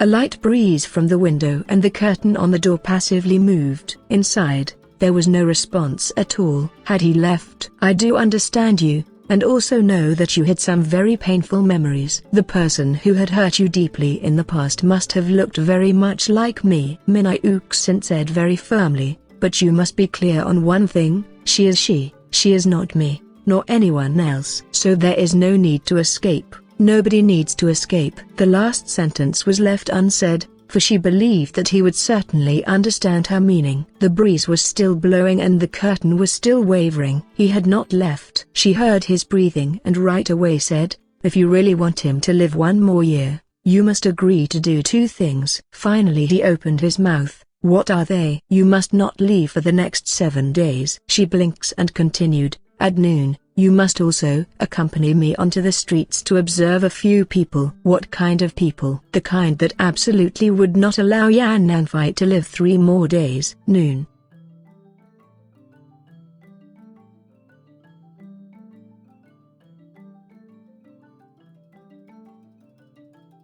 A horse carriage stopped outside the back door behind the rear garden. The window screens were all drawn down. Why must we go by carriage? Because I want you to see them without being seen by them. Min-I-UXIN unexpectedly smiled a little. I know that you don't wish to see me too, so I had brought a mask. The mask she wore was one of the laughing Buddha. The plump round face with an ear-to-ear doll-like grin, contrasted with her slim and slender waist, looked absolutely ridiculous. Even so, Fu Hongxue did not give her a single look. The pale white hand was still tightly holding that pitch-black saber. In his eyes, there was already nothing that could make him smile. Behind the mask, the pair of orbs in Min-I-UXIN's eyes was locked tightly onto him. Abruptly she asked, don't you want to know who is the first person I am bringing you to see? Fu Hongxue did not respond. Min-I-UXIN answered herself, it is Duel, Thunderwind Saber, Duel. Fu Hongxue did not respond. Min-I-UXIN exhaled. I guess you have been already out of touch with the martial world for too long and don't even know about someone like him. Fu Hongxue finally opened his mouth again, coldly said, why must I know about him? Min-I-UXIN replied, because he was also one of the persons in the list. Fu Hongxue, what list? Min-I-UXIN, the martial world's Hall of Fame list. Fu Hongxue turned even paler. He knew that in the martial world, anyone who had made a name for themselves certainly would not bow to anyone else. Years ago, Beixishing's weapons list appraised all top pugilists under the heavens. Although it had been very fair-handed, still it caused a long succession of killings. In later years, some had speculated that he was intentionally stirring up chaos in the martial world. What about the present Hall of Fame? Could it also have some sinister ulterior motives? Min-I-UXIN said, it is said that the list was put together by Gongziyu himself. On the list there is a total of 13 names. Fu Hongxue sneered, his own name is of course not on the list. Min-I-UXIN confirmed, you are certainly right. Fu Hongxue's eyes flashed and asked again, what about Ye Kai? Min-I-UXIN answered, Ye Kai's name isn't there too. Maybe it is because he had completely severed his ties with the martial world, already a man above man, already a cloud above heaven. Fu Hongxue, his eyes seems to have gone somewhere far away. In the faraway place, a person danced without care in the smoothing cool breeze, almost floating in the wind. Min-I-UXIN said, I know that Ye Kai is your only friend. Even you don't have news of him? Fu Hongxue's eyes instantly snapped back, as grim as the saber's edge, and callously said, I have no friends at all, not a single one. Min-I-UXIN sighed quietly in her heart again before returning to the topic. Why didn't you ask me if your name is in the list? Fu Hongxue didn't ask, because there is simply no need to. Min-I-UXIN said, maybe it is not necessary to ask. Your name is of course on the list, but so is Yan Nanfai's. Min-I-UXIN hesitated before continuing. Although it had been stressed that the list isn't ranked in any order, but a list of 13 names would naturally have some sort of order. Fu Hongxue finally gave in and asked, Who is the first name? Minai Uxin. Yan Nanfei. Fu Hongxue's hand on the saber tightened momentarily before slowly relaxing. Minai Uxin said, "You could now understand why while as long as he is in martial world, he would never have a day of peace and quiet." Fu Hongxue did not reply. The carriage stopped right opposite a tall building. The restaurant was 10 feet tall. "I know that Dill has his afternoon meal here every day, always leaving around this hour," Minai Uxin said. "He ate the same thing every day, 4 side dishes, 2 bowls of rice and a bottle of wine." His menu had never yet changed at all. Fu Hongxue's pale face still showed no expression at all, but the orbs of his eyes was already contracting. He knew that he had yet again met a fearsome opponent. There were numerous highly skilled pugilists in the martial world, numbering in the hundreds and thousands. But there were only 13 persons on the list. These 13 persons certainly were the most fearsome of all. Minai Uxin lifted the window screen up slightly and quickly spied outside. Suddenly she exclaimed, "He is coming out." The sun was at its zenith when Dill stepped out of the restaurant. His feet had stepped right on his shadow. On his feet, he wore a pair of soft-soled shoes costing 18 tals. They were still very new. Whenever he stepped on his own shadow with new shoes, he always had this strange impulse to strip off his shoes and all his clothes, and then ran off hollering crazily in the center of the town. He of course couldn't do such things because he was already famous. Very famous. Presently all his actions were as precise as the night watchman's drum. No matter where he went, no matter how long he had stayed, he would arise and have his meals punctually every day. Even the dishes were also exactly the same. At times, it drove him crazy, but he was nonetheless not willing to change one bit. All because he hoped that others would think of him as a very exact and decent person. He knows that everyone had a certain respect and admiration for such a person. This was his greatest pride and joy. 17 years of harsh training, 5 years of tough struggle, 43 big and small bloody battles. What he had hoped to achieve was just that. He must make himself believed that he was no longer that barefooted street urchin. The saber set with precious jade was gleaming under the sunlight. On the streets many were sizing up that saber of his. Opposite in a pitch-black horse carriage, 2 pairs of eyes seemed to be staring at him. Recently, he had gotten used to people staring at him to size him up. Everyone could get used to it. But today he suddenly felt ill at ease again, like a naked girl among a large group of men. Could it be that the 2 pairs of eyes in the carriage across the street had pierced his golden-plated outer shell, and seen that barefooted street urchin? Cleave the carriage open in one single move and poke out the 2 pair of eyes. That was the kind of impulse he suddenly felt. But he did no such thing. He hadn't come all the way here for these kind of trouble. Recently, he had also learned to endure. He didn't even look once in the direction, and walked back to his inn along the sunny long street. Every step he took was as exact as that of an old tailor taking measurements of a young girl. Not an inch more, not an inch less, exactly 2.3 inches. He hoped that others would be able to understand his saber was just as exact. Minai Uxin exhaled lightly. "What do you think of him?" Fu Hongxue said coldly. "Even if he doesn't die within 3 years, he certainly would have turned into a lunatic by then." Minai Uxin sighed. "Too bad. Right now he isn't insane yet." A broken bar. The horse carriage stopped again, opposite the Top Fragrance. Top Fragrance is a very big tea house with people from all walks of life. The bigger the tea house, the more people in the tea house. Minai Uxin inched up the window screen again, allowing Fu Hongxue to take a long good look before asking, "What did you see?" Fu Hongxue said, "People." Minai Uxin, "How many?" Fu Hongxue, 7. It was now the peak hour and business was good. There were at least 100 or 200 people inside the tea house. Why did he see only 7? Minai Uxin didn't find it puzzling at all. In fact, her eyes shone with respect and asked again, "Which are the 7 you saw?" The 7 Fu Hongxue saw were the 2 chess players, the one peeling peanuts, the monk, the pockmarked man, the young songstress, and lastly the fat man who was snoozing on the table. These 7 people were scattered all over the tea house and didn't look special in any way. Why did he not see the other people but these 7 particular people? Minai Uxin again wasn't puzzled by his answer. On the contrary, her admiration grew. Sighing softly, "I know your saber is fast, but your eyes are even faster," Fu Hongxue added. "Actually, seeing just one is enough." He was looking at a person. The snoozing fat man had now awakened. He yawned and poured himself a cup of tea to rinse his mouth. He spat that wash of tea onto the floor with a poo and dirtied the trouser leg of someone by the side. He hurriedly bent down with apologies and wiped the trouser leg with his sleeves. If a man was too fat, his actions would naturally be a little silly and funny. But as Fu Hongxue looked at him, the orbs in his eyes contracted exactly the same way as he looked at Duel just now. Did he regard the fatty as another fearsome opponent? Min-Yuxin asked. "You recognize that person?" Fu Hongxue shook his head. "But you take great notice of him,"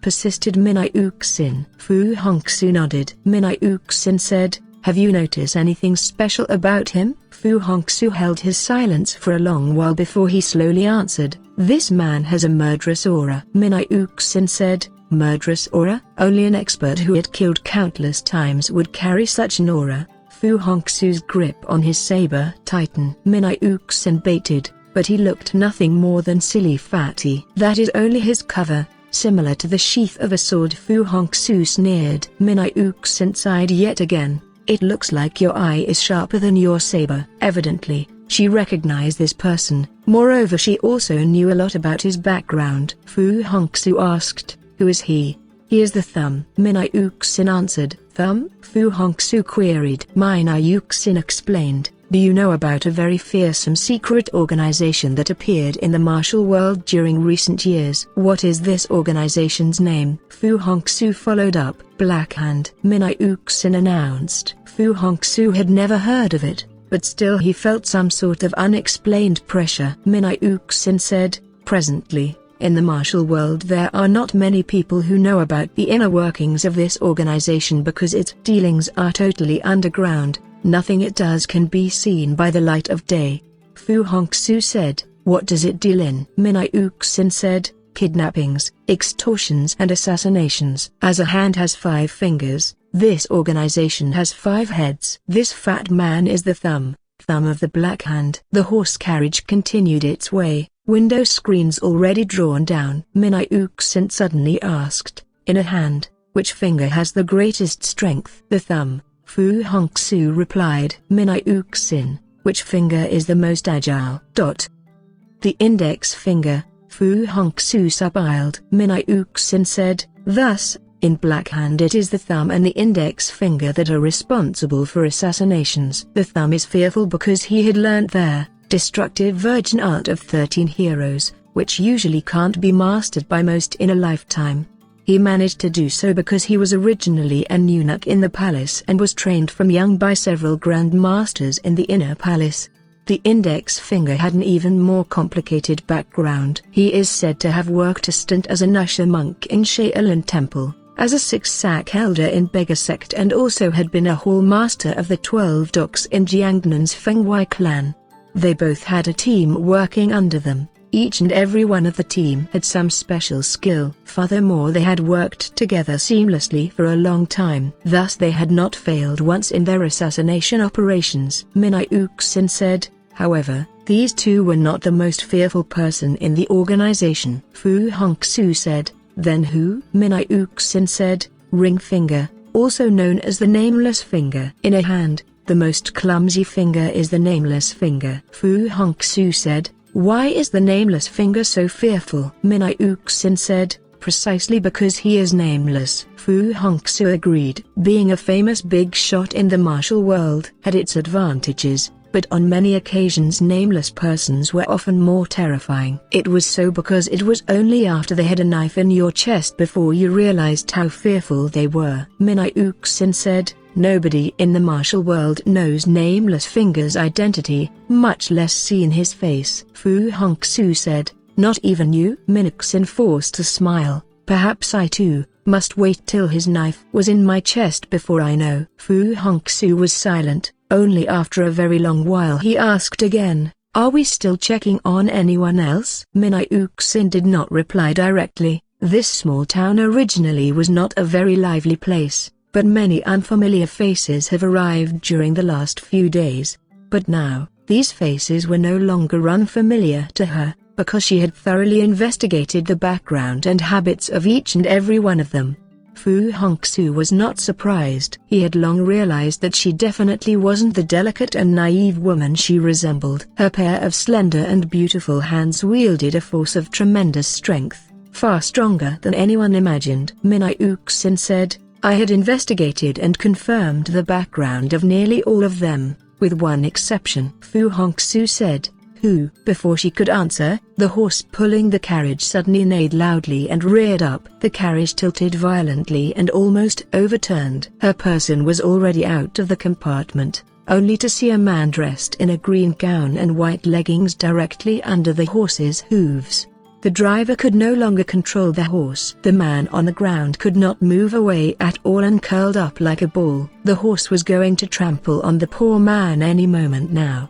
But Min-Yuxin had not made any move to help him. In fact, she showed no such intentions at all and wasn't even looking in his direction. She was looking at Fu Hongxue. Fu Hongxue was also out of the compartment. His pale face showed no expression at all, much less any intention to help. The crowd cried in alarm as the horse brought down its hoofs. Everyone could clearly see that the green gown man was directly beneath the horse hooves, but yet he managed to avoid being trampled. When the horse finally calmed down, that man then slowly climbed up to his feet and panted furiously. Although his face was very pale from fear and shock, he still looked very ordinary. He was indeed an ordinary man, not a thing special about him. But when Fu Hongxue saw him, his eyes turned frosty. He had seen this person. He was the person whose trouser leg was soiled by the thumb a while ago. Min-Yuxin smiled suddenly. "Looked like you are down on your luck today. Your pants were soiled with mouthwash just a while ago and now your whole body was covered with dirt." This person also smiled and softly said, "Today my luck isn't good, but who knows how many people have worse luck than me. Today I am unlucky, tomorrow who knows how many people will be even more unlucky. Life is like that, mistress doesn't have to be so worried."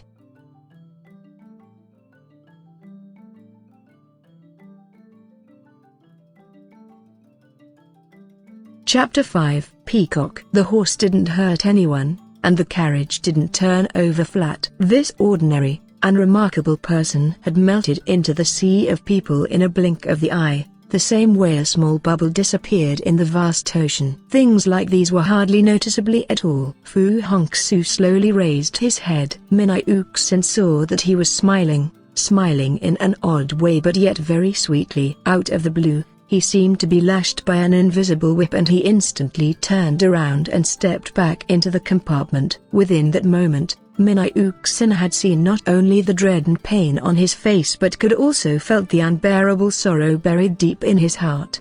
Memories that had flowed away like running water and persons that had been blown away by the wind. Why had they resurfaced in his eyes? She couldn't stop herself and lightly touched her own face. That clay Buddha mask was jerked down when she shot out of the compartment. She let him see her face again. She suddenly despised herself a little, hated herself for resembling that woman. However, she hated that woman even more for causing others such deep pain. Why must humans hurt each other? The deeper the love, the greater the hurt. Her fingertip lightly caressed her eye, only then she realized that her eyes were already moist. Who is she crying for? Is it for ignorance of man, or for this lonely stranger? She quietly dried her eyes and stepped back into the compartment. Her face was once again covered by the always smiling Buddha mask. In her heart she only wished that she could be the same as this stout and carefree bodhisattva and forget all the pain and sufferings in the world, even if it was just for a single moment. However, men are not gods. Even the bodhisattvas no doubt have their own moments of pain. Their smile is perhaps only to deliberately hide that pain for the benefit of man. She comforted her heart with this. Fu Hongxue's pale face was still twitching in convulsion. She barely suppressed the sharp pain in heart. "You certainly recognized the person just now." He certainly recognized, Min-Yuxin added, "but you never take any notice of him because he is genuinely too ordinary. As ordinary as a bubble in the ocean, a seed in the grain bin. Nobody would give him a second look. Only when you are drowning with seawater in your mouth, would you discover that the bubble had turned a black finger stabbing in through the mouth into your heart. Min-I-Uk-Sin exhaled. That is why I always considered this kind of people as the most fearsome of all. If he had not shown himself, you might never notice him, Fu Hongxue acknowledged. But why did he deliberately blow his own cover just now? Min-I-Uk-Sin explained. He did so to check us out. Thumb must have noticed someone spying from the carriage across the street, so he purposely spat on his trouser leg while pretending to clean up. He must have secretly informed him. He then deliberately threw himself in front of the horse, for he knew, only by doing so, he could lure out the persons from inside the compartment. Min-I-Uk-Sin lamented. We had not yet checked them out, but they had already known all about us. Within 2 hours, they would know where Yan Nanfei is. Fu Hongxue immediately asked. Black Hand had a grudge with Yan Nanfei. Min-Uk-Sin replied, no, they never kill for reasons such as personal grudges. Fu Hongxue, then they kill for what sort of reasons? Min-Uk-Sin said, only orders. On orders, they would kill, no matter whom. Fu Hongxue said, where do they take orders from? Min-I-Uk-Sin said, they only take orders from one man. Fu Hongxue, who? Min-I-Uk-Sin, Gongtsayu. Fu Hongxue tightened his grip. Min-I-Uk-Sin, by themselves, the 5 fingers of Black Hand certainly would not have the power to establish such an organization. Their organization had gained control of almost all the top killers and assassins. Double killers of 5 elements and ghostly granny were no doubt also members of this organization. Figures such as them would demand a high price for any single operation.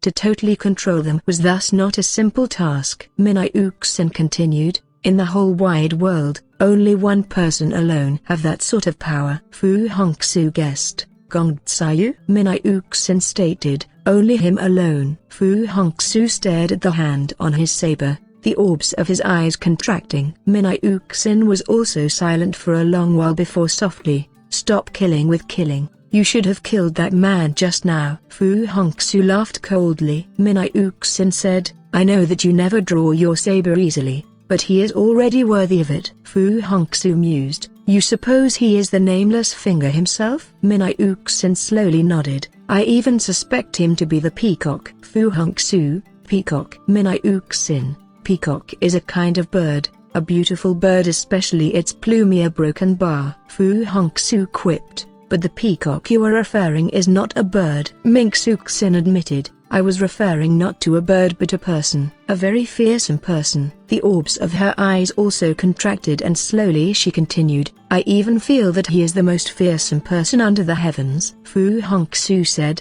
why is it? Because he has the peacock plume. Min-I-Uk-Sin exclaimed, peacock plume. When she said these words, her eyes momentarily shone with awe and fear. Even Fu Hongxue's face changed. The plume of a peacock is just like the antlers of the antelope, not only precious but beautiful as well. But the peacock plume they were referring to was not the tail feathers of a peacock but a hidden projectile. A mystical, yet beautiful hidden projectile. A fearsome hidden projectile. Nobody could describe its beauty, nobody could also evade it, withstand it. In that moment of its release, the mystical splendid and beauty was not only completely dizzying but also capable of momentarily banishing the fear of death. It was said that all the victims of this hidden projectile died with a mysterious and peculiar smile. So, there were many people who were happy to die under this hidden projectile in same way as those who knew perfectly well that the wild rose has thorns, and yet still reached out to pluck it.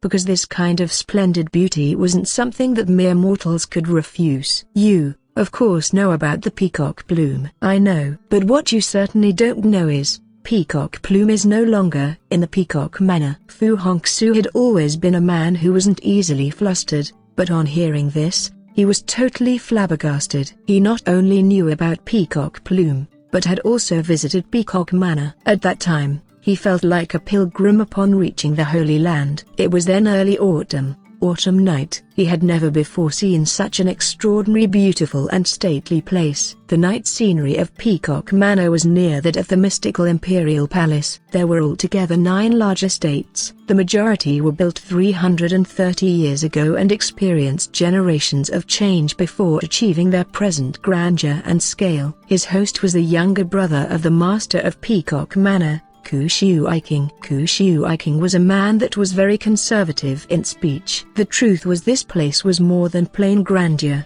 It was simply miraculous. This was indeed miraculous. After being invaded countless times by war and plunder, the place still retained its tranquil peace. At the rear court, just in front of the gate, on the decorative wall facing the hall, 13 colored lanterns stood hanging. Their magnificent light illuminated the huge painting on that wall. There were around a dozen of ferociously savage ruffians, each armed with a different kind of weapon. But their eyes were all cowering with awe and fear. All in fear of a golden sphere, in the hands of a pale scholar. A golden sphere radiating with rainbow-like rays. The radiance more gloriously beautiful than any rainbow. That was an event long past. At that time, the 36 Death Stars of the underworld allied together and jointly attacked in order to destroy this place. With the combined strength of all 36, it was said that they were all but invincible. But not one of the 36 returned with their lives. From that day on, nobody in the martial world would dare to lightly violate the peace of Peacock Manor, and the name, Peacock Plume, spread all across the world. Even till this moment, King's words at the time were still ringing in his ears. Never in his dreams would he believe that Peacock Plume was now no longer in Peacock Manor. The secret a broken bar Minayuxin declared. The secret was something that no one in the martial world had known. The head of the 13th generation of Ka family had lost the Peacock Plume at the summit of Mount Tai. This secret was now only starting to be known because the Peacock Plume had suddenly reappeared in the martial world. Only appeared twice. Only claimed 2 victims. Both victims were certainly well known and highly skilled. The killer was however not from Peacock Manor. As long as the Peacock Plume existed, nobody in the martial world dared to violate Peacock Manor. Otherwise it faced destruction. Peacock Manor's 300 years of reputation, 80 li of property, and 500 human lives were all in fact built on the tiny Peacock Plume. But the Peacock Plume was now in the hands of a completely unknown stranger. Fu Hongxue couldn't hold it, and that person is Peacock. Yes, too. The antelope was hunted and killed only because of its antlers. Graves were uncovered and robbed only because of its buried treasure. More often than not, calamities avoided the clumsy and weak, and ugly maidens kept their chastity. Peacock understood this very well. Only the most ordinary, the most anonymous could securely possess a weapon like Peacock Plume. Actually, he wasn't such a person in the beginning. He was like most people who dreamed of wealth and fame. Since that stuffy hot summer night, when he saw the girl of his dreams pressed down on the grass with a rich dandy, humping and grasping, he resolved to obtain undreamt of wealth and fame. He had obtained something that was far more precious than he ever dreamt of. He had obtained the Peacock Plume. Thus his resolve changed as well. For he was an intelligent person, he didn't want to be hunted and killed like the antelope. He wanted to kill. Every time he remembered that stuffy hot summer night, every time he remembered that girl humping and grasping in sweat, he only wanted to kill. But today he didn't kill. Not that he didn't want to, but because he didn't dare to. Faced with that pale white face and callous icy stare, he instantly felt a little fear in his heart. Since he obtained the Peacock Plume, this was the first time that he was fearful of a person. His fear was not of the pitch-black saber, but the man holding the saber. Although he just stood there quietly, he was by far sharper than a saber out of its sheath. That callous icy stare made his heart skip. His heart was still beating crazily when he reached his own house. The fast beating of his heart was however not entirely out of fear and dread. He was excited, because he really wanted to test it out, wanted to test if the Peacock Plume could kill this person. But sadly he lacked exactly that kind of courage. A very simple house, only with a bed, a chest and a table. A chair. He collapsed the moment he made in past the door, collapsed onto the bed. The cold and hard bedboard did nothing to calm him down. Abruptly, he discovered inside the pants his thing had already risen up from the root. He was really too excited,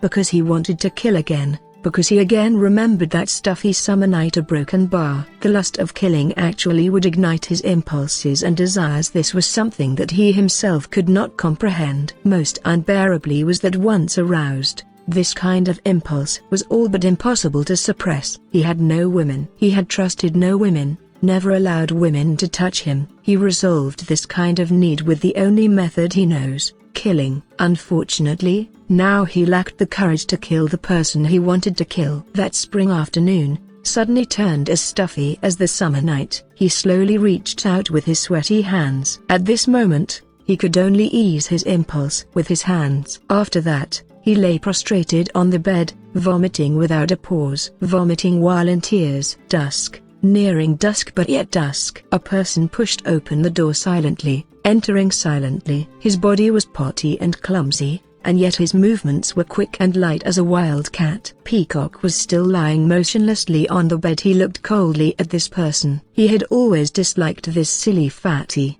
but now in his heart, there was an indescribable loathing. This person was only a eunuch, a worthless being, a pig. However, this pig was unfortunately immune to the stirring of lust and thus would never be tormented by such numbing ache. Looking at the fat smiling face, he almost could not stop himself from giving him a good punch on the nose. But he could only endure it because he was his comrade as well as his thumb. Thumb was still smiling away and silently sat down on the chair beside the bed. With a smile, "I know you certainly would have a way to lure them out. You never fail in your task," Peacock calmly remarked. "You see them, right?" Thumb nodded. "The woman is Minai Uxin. The man is Fu Hongxue." Fu Hongxue. Peacock tightened his grip again. He had heard of that name, also recognized this person and further acknowledged this person's saber. "The matchless fast saber under the heavens," Thumb said. "Yan Nanfei is still alive solely because of Fu Hongxue, so broken bar." Peacock instantly jumped up. In order to kill Yan Nanfei, Fu Hongxue must be first eliminated. His face was already flushed with excitement, even his eyes had turned red. Thumb looked at him in surprise, for none had ever seen him to be so excited and animated. The calm peacock, the ordinary peacock, the nameless peacock, the killer peacock. Thumb baited. "You want to kill Fu Hongxue that much?" Peacock smiled and lightly said, "I have always liked to kill humans, and Fu Hongxue is also one." Thumb said, "But he is not an ordinary human. It is not an easy thing to kill him." Peacock said, "I know that. That is why I, myself don't want to act." Thumb said, "If you don't act, who else dare to?" Peacock smiled again. "I don't act, because I am not a famous person and also don't wish to be famous." Thumb also smiled, with the twinkle in his eyes. "You are thinking of getting Duel to risk his life first and then take the winnings later." Peacock nonchalantly said, "In any case, whoever win or lose, I would not be discomfited." Minai Uxin was much discomfited like a snail that had hidden in its shell for a long time without sunning itself. The mask on her face was bought at last year's temple fair. Although the workmanship is superb, wearing it for long periods would still cause some itchiness on her face. Once the face itched, the rest of the body would not be too comfortable. However, she didn't want to remove this mask. Presently, she was also somewhat frightful of allowing Fu Hongxue to see her face. This subtle feeling was something that she could not comprehend, nor did she wish to comprehend. They came in when the setting sun was shining directly at the wild roses outside the window. The color of the wild roses was even more striking after the rain. Yan Nanfei's face was however as white as a sheet of paper. Has young Master Yan regained consciousness? No. The one who had been at Yan Nanfei's bedside all the while was that same young girl with large eyes. "Have you feed him the medicine?" "No." Too. Young girl pursed her lips, hid her smile. "Without any instructions from Miss, I wouldn't even dare to touch him." "Why?" "Because he broken bar." Young girl could no longer stop herself from laughing out loud. "Because I am afraid that Miss might be jealous." Minai Uxin gave her a fierce stare, turned around to Fu Hongxue.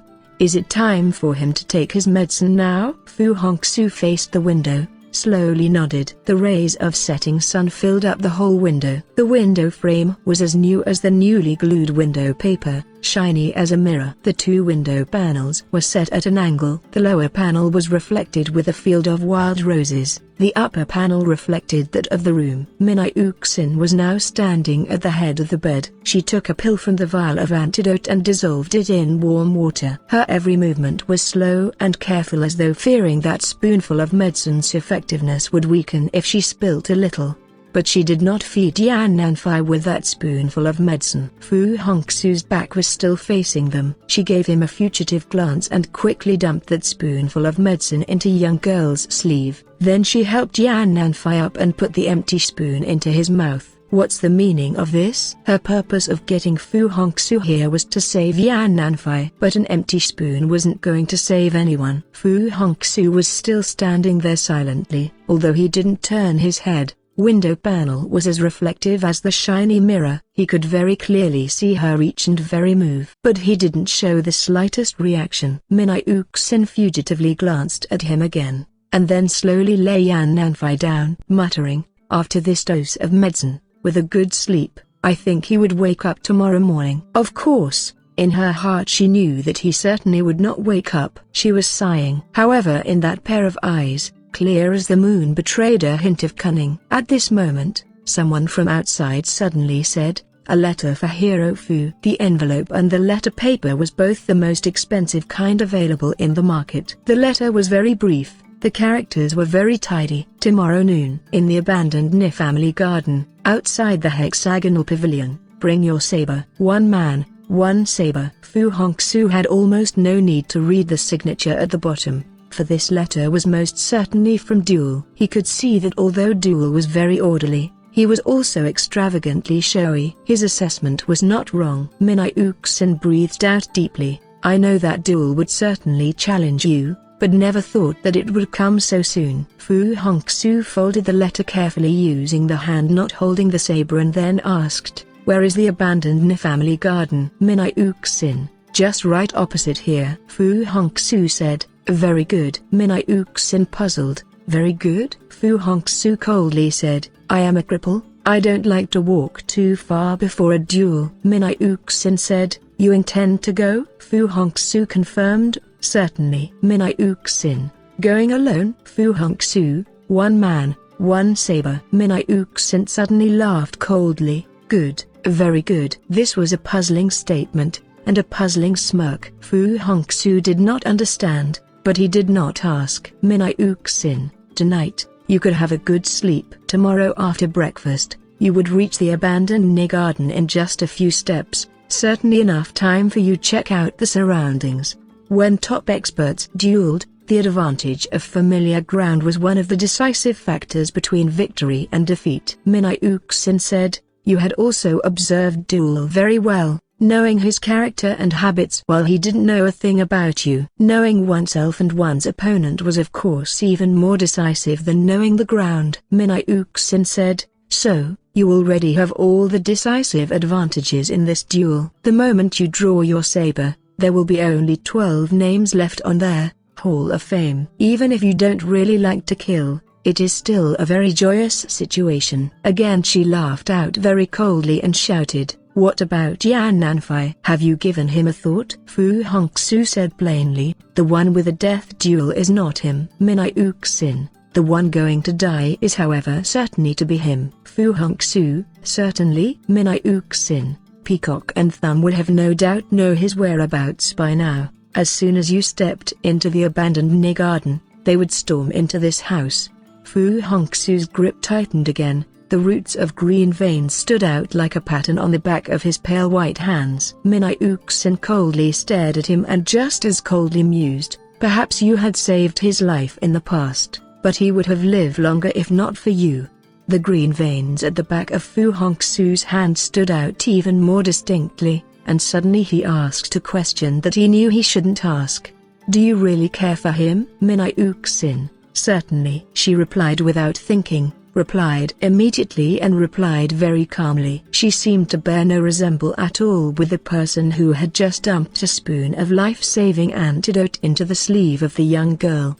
Fu Hongxue didn't check out the expression on her face. Even if he had looked, he could not see. On her face, she was still wearing that ever-smiling mask. What kind of woman was hidden beneath this mask? After another long while, Fu Hongxue softly said, "Unless I shouldn't go?" Minai Uxin answered, "You certainly should go." Fu Hongxue said, "But a broken bar." Minai Uxin interrupted him, "But before you go, you should send him to a safe place." Fu Hongxue said, "Which is a safe place?" Minai Uxin chipped in, peacock manna, a hidden weapon that no beings under the heavens could evade. The radiance more gloriously beautiful than any rainbow. Fu Hongxue exhaled. You had said that peacock plume is no longer in peacock manna. Minai Uxin acknowledged. That's right. Fu Hongxue, then, is peacock manna still standing? Minai Uxin. There is still Kushu-Iking, a big tall silent man, a prominent name. Minai Uxin declared, although he is always very conservative, but he would not refuse the people you sent. Fu Hongxue, oh? Minai Uxin said, because he owed you. Fu Hongxue said, owed what? Minai Uxin supplied, owed you a life. She did not give Fu Hongxue a chance to deny it and continued, all the while, it is true that you seldom save people's lives, but you had saved him before. In fact, you had saved him twice, once on the bank of River Wai, another at the foot of Mount Tai. Fu Hongxue could not deny it, because she really knew too much. Minai Uxin added, presently, he is already the master of peacock manna, and he now has enough strength to pay this debt. Fu Hongxue said, but he no longer has the peacock plume. If the peacock plume is missing, peacock manna would face immediate destruction. Minai Uxin explained, everyone had long believed that the reputation of peacock manna is all built upon the peacock plume. It is only now that they realized that Kushu-Iking, this person is far more fearsome than the peacock plume. Fu Hongxue asked, why? Minai Uxin said, news that the peacock plume had fallen into the hands of someone outside the family spread very fast in the martial world. The peacock manna had many enemies. In the last 2 years there were at least 6 expeditions to sack peacock manna. Very slowly she continued, these 6 expeditions had altogether 79 people, each of them highly skilled. Fu Hongxue, the outcome? Mingxuxin. Once these 79 experts stepped into peacock manna, they disappeared like a pebble sunk into the vast ocean. No further news was ever heard of them again. Minai Uxin, the last expedition set off at last year's Double Ninth Festival. Since then, no one in the martial world dared to violate peacock manna. Fu Hongxue had shut his mouth. Minai Uxin glanced at him with the corner of her eye. Peacock manna isn't far away. If we travel lightly with a fast carriage, we would certainly reach there before tomorrow noon. But Fu Hongxue did not comply, neither did he refuse. After another long pause he suddenly said, don't you fear that they would block our path? Minai Uxin said, in the martial world, who could block your path? Fu Hongxue said, at least one. Minai Uxin asked, who? Fu Hongxue replied, peacock with the peacock plume. Minai Uxin assured, he certainly wouldn't dare to. Fu Hongxue, why? Minai Uxin, although the peacock plume is the matchless hidden weapon under the heavens, Peacock himself was however not an unrivaled master.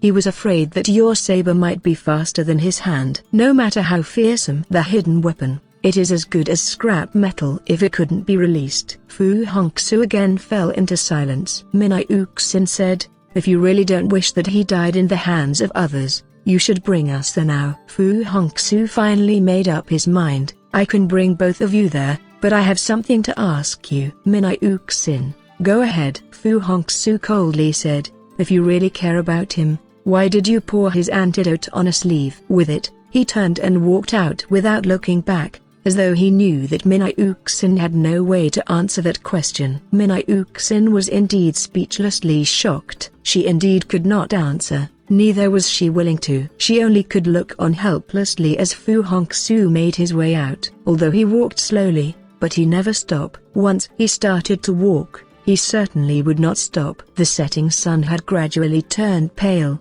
pale as the moon. The pale rays of setting sun shone directly on Yan Nanfai's face. The wind blowing from the mountains afar carried the light fragrance of the forest. From the spot Minai Uxin stood, one could see the green of the mountains afar. But she was however looking at Yan Nanfai. The deeply poisoned and long unconscious Yan Nanfai unexpectedly also opened his eyes and looked at her. She was unexpectedly again not surprised at all. Yan Nanfai smiled abruptly. I had said long ago, to deceive him is not easy at all. Minai Uxin said, I also know that it is not easy, but I must give it a try. Yan Nanfai said, now, have you tried? Minai Uxin said, I had tried. Yan Nanfai said, what do you think? Minai Uxin sighed gently, with a bitter smile. I only feel that to deceive him is indeed not easy. Yan Nanfei said, but I must give it another try. Minai Uxin's eyes has shone. Yan Nanfei's eyes was also shining brightly. Why did they want to deceive Fu Hongxue? What was their goal? The setting sun in the western sky. Fu Hongxue under the setting sun. Under the setting sun there was only him.